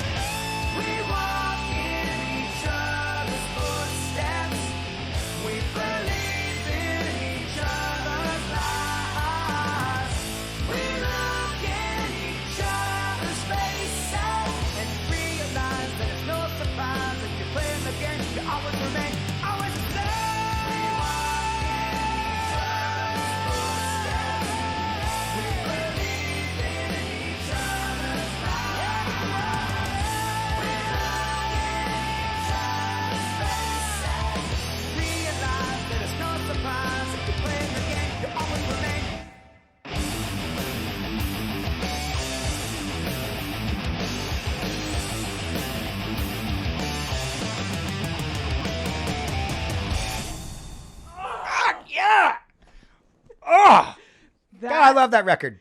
I love that recording. I That love it. I love it. I love it. that song is okay. I love The Man I Used to Be. I love Reason.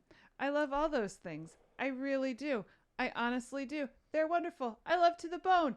It's the song that I'm singing. That song right there is my favorite thing he's ever made. Ever. I could listen to that song over and over and over and over. It and is a over again. banging song. We might play it again at the end of the stream, just to be safe. TMP Radio. Actually, that song is on a collection with some other artists, and so it is not online anywhere. However, it doesn't exist, but he did write it. I hold the rights to that song, so it can be redone. It doesn't have to be redone. I own the rights to that recording. Well, then we can put it somewhere because it needs to be somewhere, and I think he needs to play it on the damn show. I can't. I don't know if I could play that song on the show, man. Like, there's so good. There's so much to that. It's like it. I know. Maybe you shouldn't play it on the show because then I got to learn the harmonies. Yeah, that's right. That's right. Take a look at you now. Look at you now. Yeah, good stuff.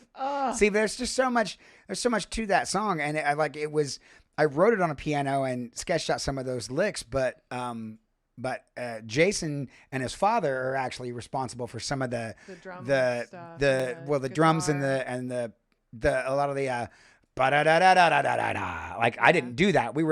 I remember searching for a transition into that bridge, and Jason he was like, well, I'll just get my dad to do it. What'd you guys think? I love that. That's my favorite thing. It is my favorite. Javar's like, recut it with a 10-minute solo in the middle. Right? You just want more of it. I was, when we did that album, I was just impressed with Jason's dad, Dennis Pollack, is just a fire guitar player. And to look at him, he just looks like a little tiny handyman guy. I was gonna say he looks like your school janitor. Yes. He just looks like your guy that would be In there. fact, he looks just like Sardis's janitor. Yes, that's what he does. He looks but he's just like Sardis's. this little unassuming, bald dude. Just here he is, whatever. And then Glasses. shreds your face And just with his guitar. Shreds your face off. And I watched him lay that solo. I was in the room when he laid that solo down. It looked like the most effortless thing. He was just like, yeah. But yeah, and BRH is right. It comes out of nowhere on the 12-song warning. So it is song number 5. It's song number 5. So it comes right after "Think the Opposite" by Ray, which is whatever Michael Bublé like. Oh, Flicker. See, I thought about playing that, but that's it's not my song, Right. and I don't do anything on that song. But Flicker's probably my second favorite on the album. Flicker's so good. Yeah. Table for Two. That's yes, and you know what? I will put Same in the. I will put the an MP3 of Same in the Discord because that one I actually can share because it's mine. Because it's yours. But yeah, I'll put that in the Discord. And TMP, I will send that to you so you can put it on the station. I'm a big fan of that song. That song just kicks ass. It kicks so much ass, and it's so awesome. So great. So great. Great. Okay. Great. So next up, all right. So we're gonna move on to some. Actually, before we do that, I was gonna say what else do we want to? We are at 2 hours, and you do have a house. Tenchi, I loved Across the Ocean. Yeah, so did I. The accordion. Yeah, the accordion. The whole thing is really wonderful. Yeah, it's a really well put together album, man. Everybody came strong. That was Tommy's song. That's right, Tenchi. Twitch baby. Oh, hi Tuva dudes. Thank you for your sub, my buddy. Yeah. Good. 10 months in a row, 11 total. We are doing a little bit of a retrospective because Pete has a boo-boo. Yeah. He hurt his finger and can't play the piano now. No, not right now. I will be able to play it tomorrow though. No questions there. But yeah. I hurt my finger, so I can't. Playing piano is just not a thing I can do right now. At least it isn't my middle finger. I know, right? Okay, don't do that. That's not nice. Well, I was just playing into what Elizabeth said. Pete hurt his finger when someone punched him in the nose. Oh, it's a nose picking joke. Okay. All right, so I do have a couple more things on here. This next song I'm going to play is a song. There's a story behind this. This song was recorded in 2014. My friend Dave Haywood helped me finish the production on it. But this song was actually written in, I believe, 1997, something like that. I wrote this song for my buddy Paul. He wanted to marry the girl he was dating, and they are actually still married to this day. He wanted to marry the girl that he was dating. He wanted to show her how much he was in love with her, but he wrote a song, and he had written some lyrics, but he wasn't very good at guitar, and he's like, I don't want to give this to her because it's not good, and I can't sing, and I can't really play guitar, but I wrote this nice song. And so he gave it to me, and I did some arranging and added some chords and added a little intro, and it was nice and everything. And he ended up giving it to her, and it totally got him laid. So, job done. Years later, in 2014, he asked me if it would be possible to re-record the song for their anniversary. And at that time, I was already living here in North Carolina. I was already deeply entrenched with a lot of musicians down here, and I was like, oh yeah, that's totally a possibility. I will get it back out and I'll learn it immediately. Yeah, Swirl knows what this one is already. So this song is a single, and I can, if you guys like this, I can put this one in the Discord too, because again, this is an all me. Javar, he should have. If he didn't, he should have. Missed opportunity. Did he play it on a boombox holding above his head while standing on a car? Missed opportunity. I mean, I don't know if he did or not. But so Dave helped me flesh out the arrangement on this one, and we were able to, the original demo that I gave him, the one that, back in the day, was just me and a piano. This one had multiple instruments and cool guitar solo and drums and everything. So this is from Paul to Stephanie. This is called Anywhere You Go, the 2014 remix.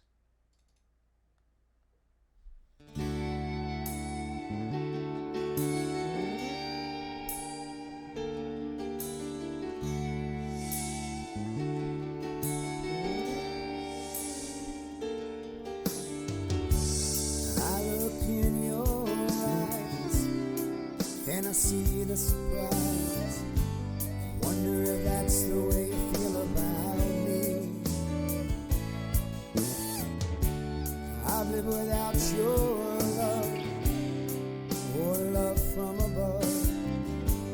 That's not the way life's supposed to be. I can do it on my own, live a life all alone. I'll tell you where I want to be, wherever you're gonna be.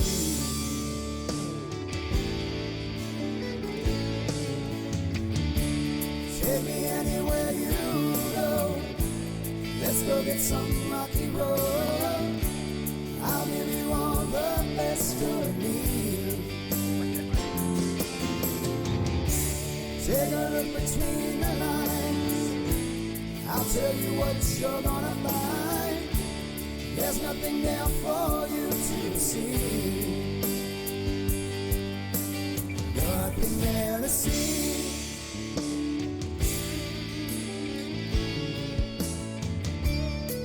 Things are never clear. I can't wipe away the smear of hopes lost in a sea of dismay. Hope of times to come. The future can only be sung. Words you hear that might make you stay. Stay right here with me.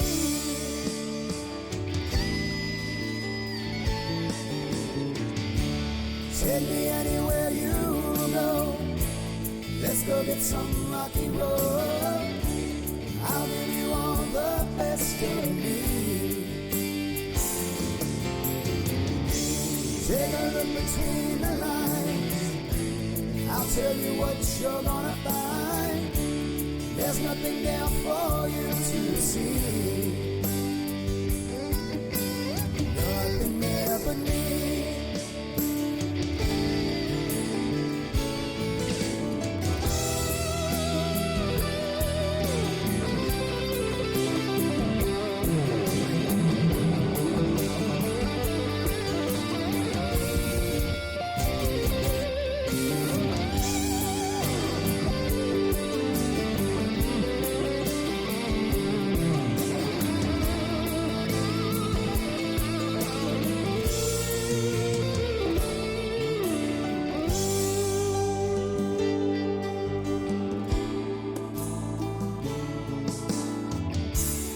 Always wanna hold you near. GMSL on my ear. Never ever wanna hear you say bye-bye. Like a princess in distress, as your prince I'll do the best. Off into the sunset we will ride, forever happily.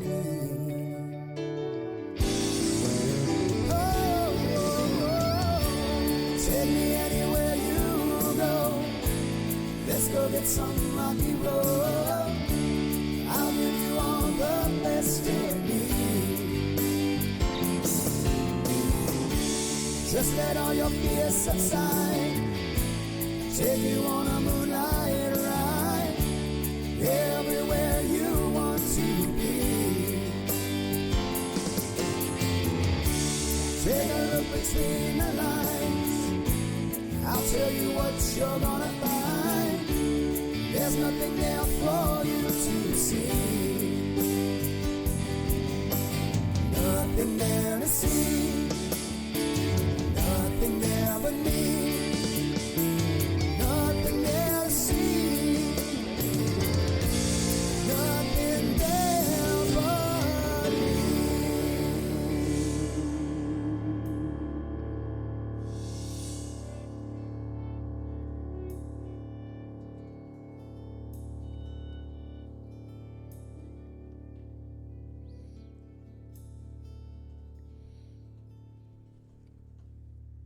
And that was Anywhere You Go. And again, that's another one that was never put on an album. It's not even mastered. Like it was mixed, obviously, but there was no post work done on it because I was giving it to a friend. I wasn't trying to release it or anything like that. It was Giblet says actually, this sounds like something from Supernatural. yeah. Oh, I like that. Oh, I like that. Like that's gonna, when I think of that chorus, Giblet, since you said Supernatural, I'm thinking of that. It's like a montage of the boys smiling at each other. Like driving the Impala. And, yeah, the Impala. Okay, there it is. There it is. Yeah. That's good. Oh, that's nice. That's super nice for you to say, Giblet. Thank you. But yeah, that's a tune I wrote for a buddy, and then I redid it with. It was back when I gave it to him. It was like 1997, and then 2014 was when I redid the song for him. So there was a lot.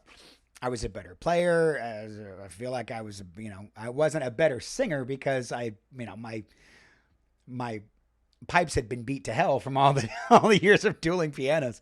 But Dave really helped flesh that tune out with a lot of the other instruments and stuff. So Rebecca Hahn in the house. Good What's to see up? you. It has been a long time. See. We're doing a special stream today because my finger is messed up. He So I can't play. piano today. I can't play He's got today. a boo-boo. Yeah. So we're doing a it's basically a big clip down show of my past projects, stuff that I've been involved with. And TMP, that sucks. yeah. Oh, Bleh. yeah. The flu is gross. TMP. No fun. Ah. So yeah, we're doing a clip down. I've got a couple more for you, and then we're gonna get out of here and raid somebody.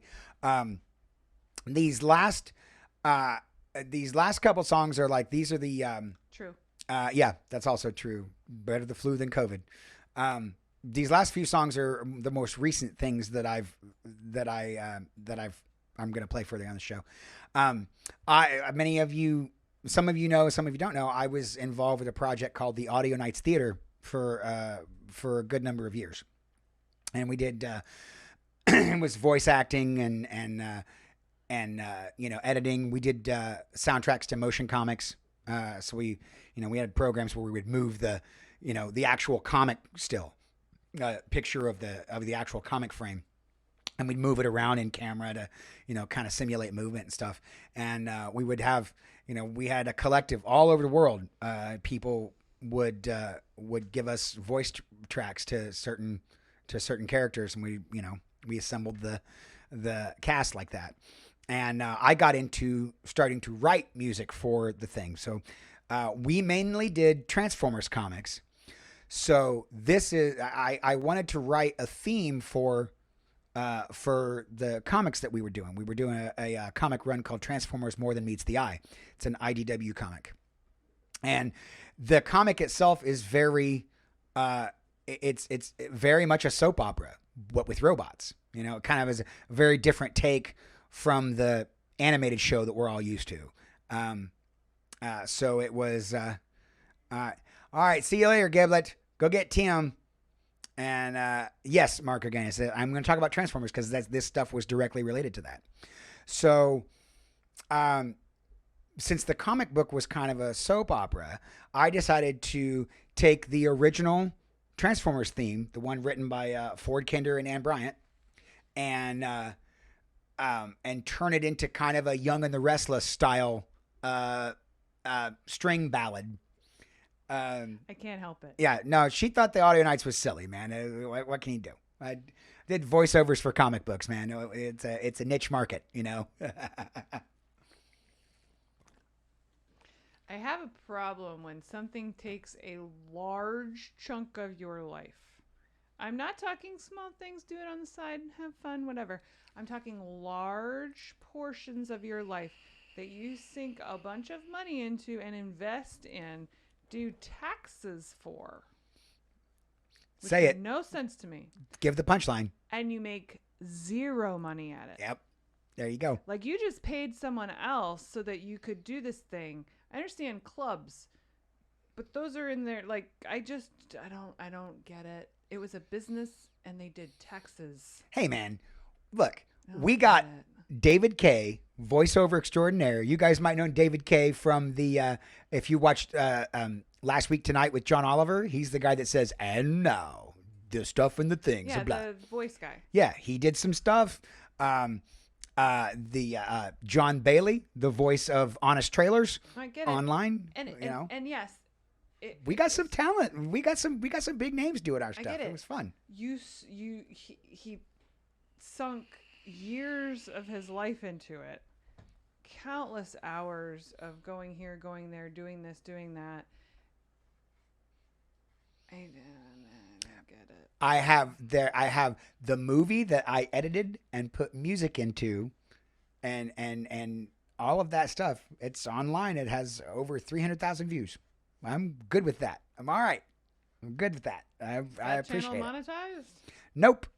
Can't monetize it because we use copywritten songs in Yeah. it. So but it was important. It was important to it. I get it.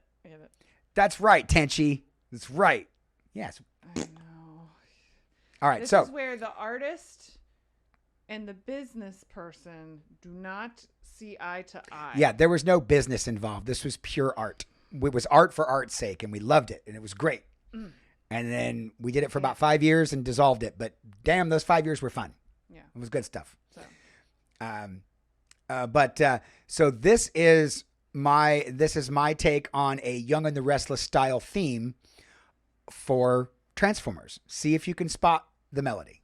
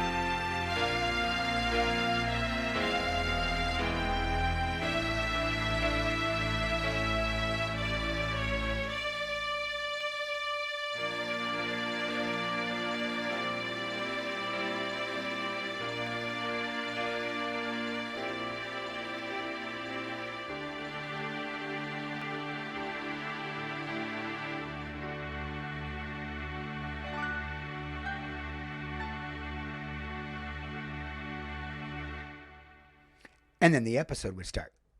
That was my that was the main theme to the Audio Nights Theaters presents More Than Meets the Eye. That was what's up, Art? Yes, Art. I have an infected hangnail, and it is preventing me from putting pressure on it, so I can't gross. play. Yeah. So the next song I'm gonna play. So I'm gonna kind of burn through these a little bit. The next song was actually a song, again, the song that I wrote for. This one actually appears in the movie that we did. There's a scene where the ship's psychiatrist, a character named Rung, there's a scene where he's telling a story, and so I wanted to do like a song that sounds like it would play on a doctor's office radio, like a Muzak or something. So this was this is the Muzak version of the Transformers theme, and it's in a major key, which the original was not. So this is kind of neat. Again, my friend Dave Haywood helping me flesh out the arrangement on this. I call this song "The Girl from Caminus" because I wanted to do something that sounded like the girl from Ipanema. And Caminus in the Transformers fiction is a planet that female Transformers come from. Don't read too much into it. It's just that's the thing. It's they come from Caminus. So, yeah. Oh, thanks, Javar. I'm glad you liked it, man. So here is my Muzak version of the Transformers theme song. This is "The Girl from Caminus."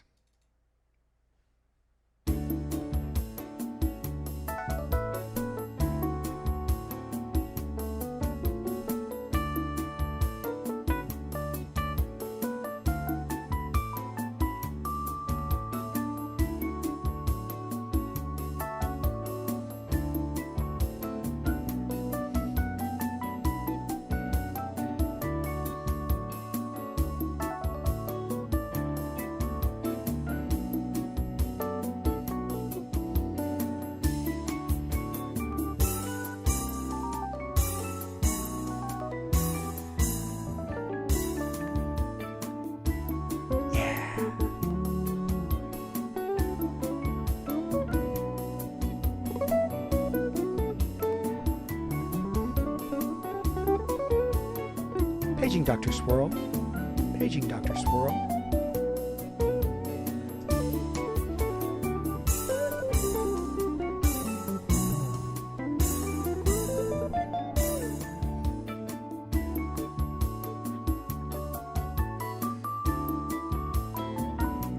Kristen Lentz. You're next. Come on back. Just put your feet in these stirrups.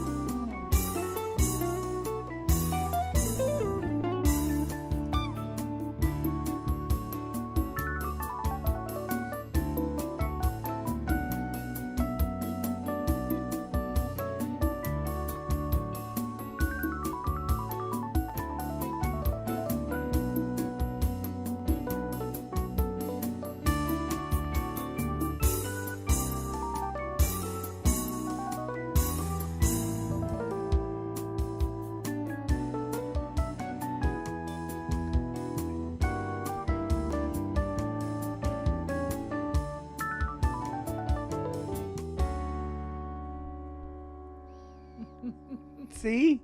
It's it just it is it's cute. cheese. It does remind you like you're sitting in a doctor's office Mhm. or in an elevator. That was what I wanted. I wanted the Welcome back, Breezy. Hi, Breezy. Yeah, Breezy says, And bye, Tuba Dudes. What did I miss? I Just said, us being dumb. Us being Yeah, dumb. no, that's Like, we're 100%. just That's we're it. just listening to Yep. old stuff that Pete made Mhm.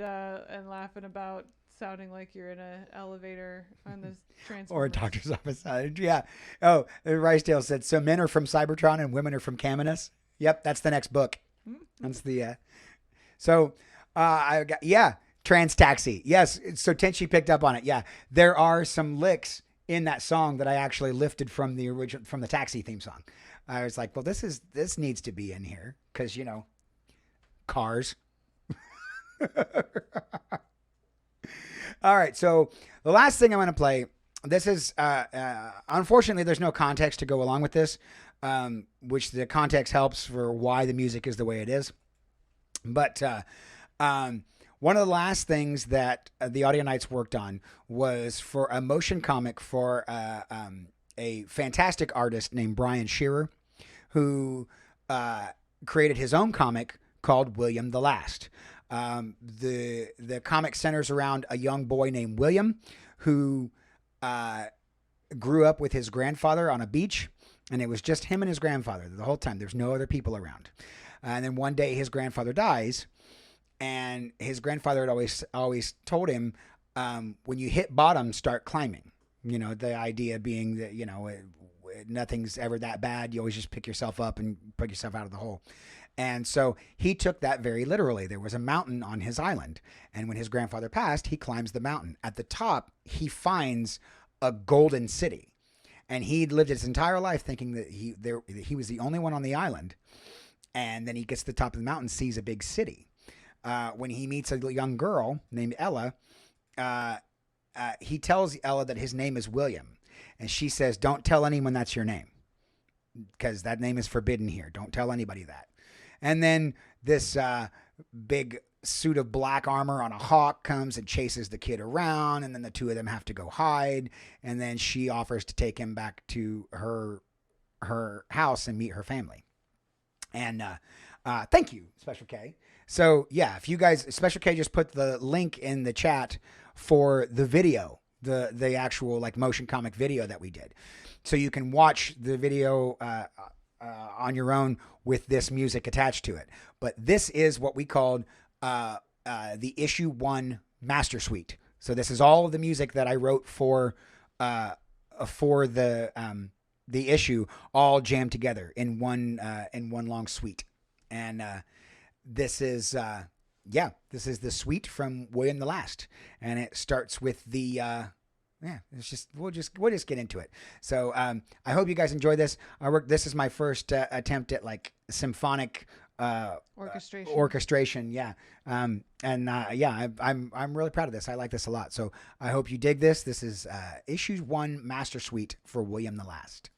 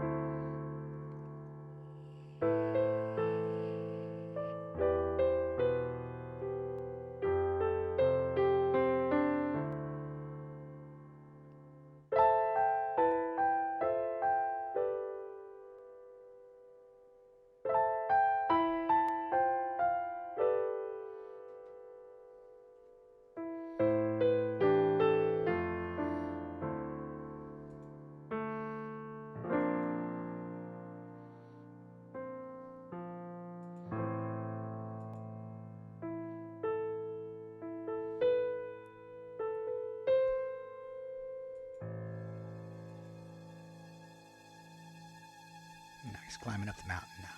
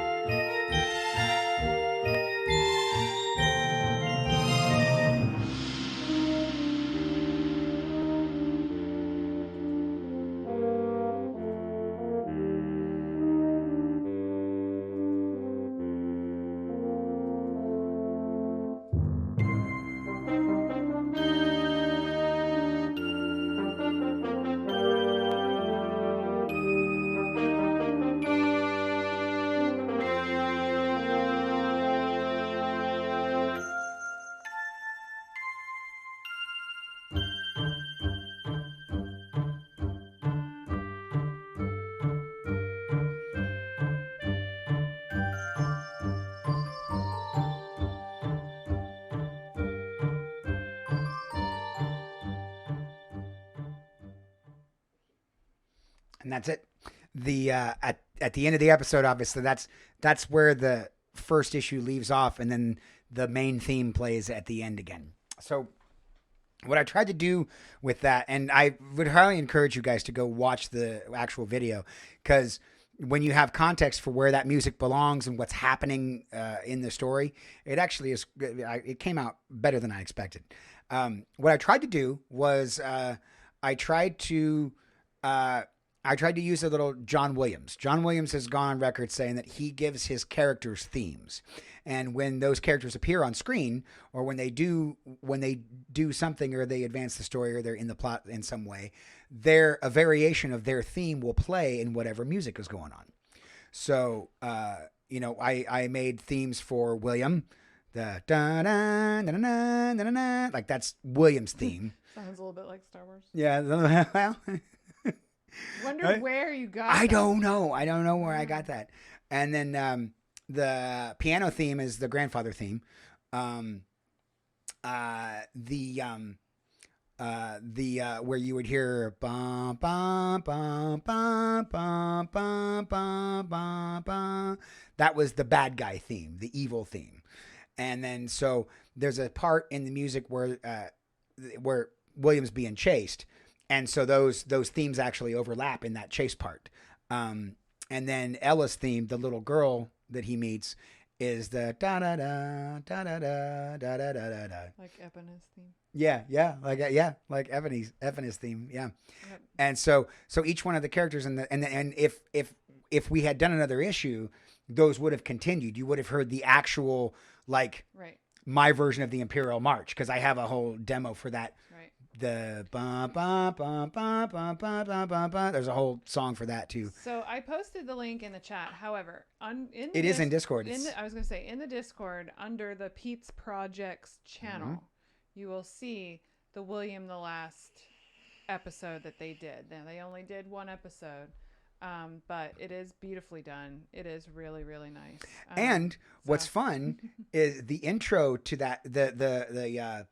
The visual intro of William the Last was actually cut by Derivative Films. Derivative did that. That's right. So Hey, Davey. And we saw Half Pint in here too. They made it. We aren't doing any videos. We're actually just doing all audio tonight. And that was our last one, but I do think we're gonna play. Yeah, we're gonna play Same one more We're time. gonna play one more time before we sign off. This is my favorite for Davey and Half Pint, because you guys weren't here earlier. That's okay. Half Pint.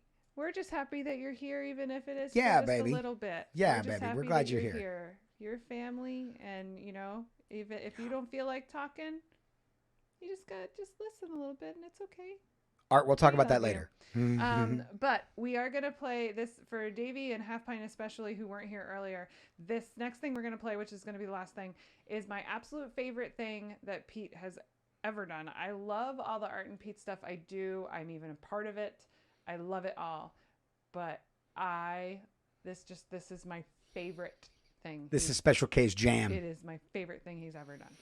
So this so is from when he was working at Jelly Rolls. For the second time tonight, this is Same. I'm sorry, Art.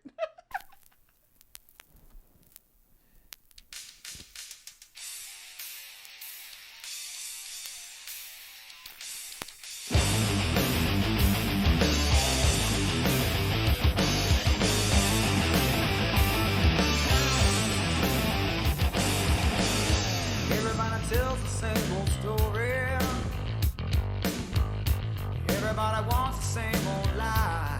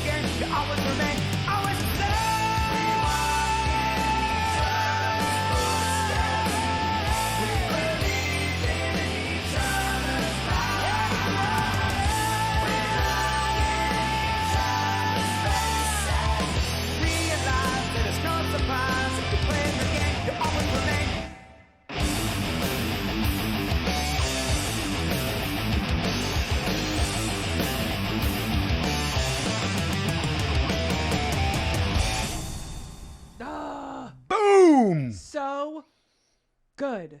I love that song. So good. Hi, Spaghetti Pinelli. Spaghetti!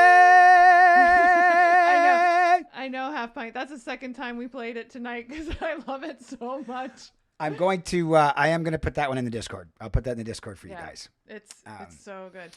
Davey, that the guitar player's name is Dennis Pollack. It's the father of the guy who helped me produce it.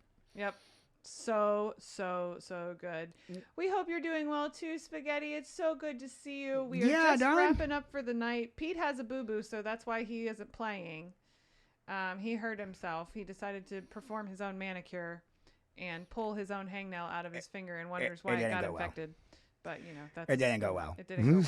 It didn't go well. So we are going to, Pito, you take a look and see where you want to go. I know there's a couple different people on. I think I would like to, Dennis Pollack can play for sure. So good. For sure. So good. Look at Art. No, I can't play a preview of that yet. We're not doing that. We only do that on single release night. Yep. Which is coming up. It's coming up. We're doing that next month. Okay. So are you nervous?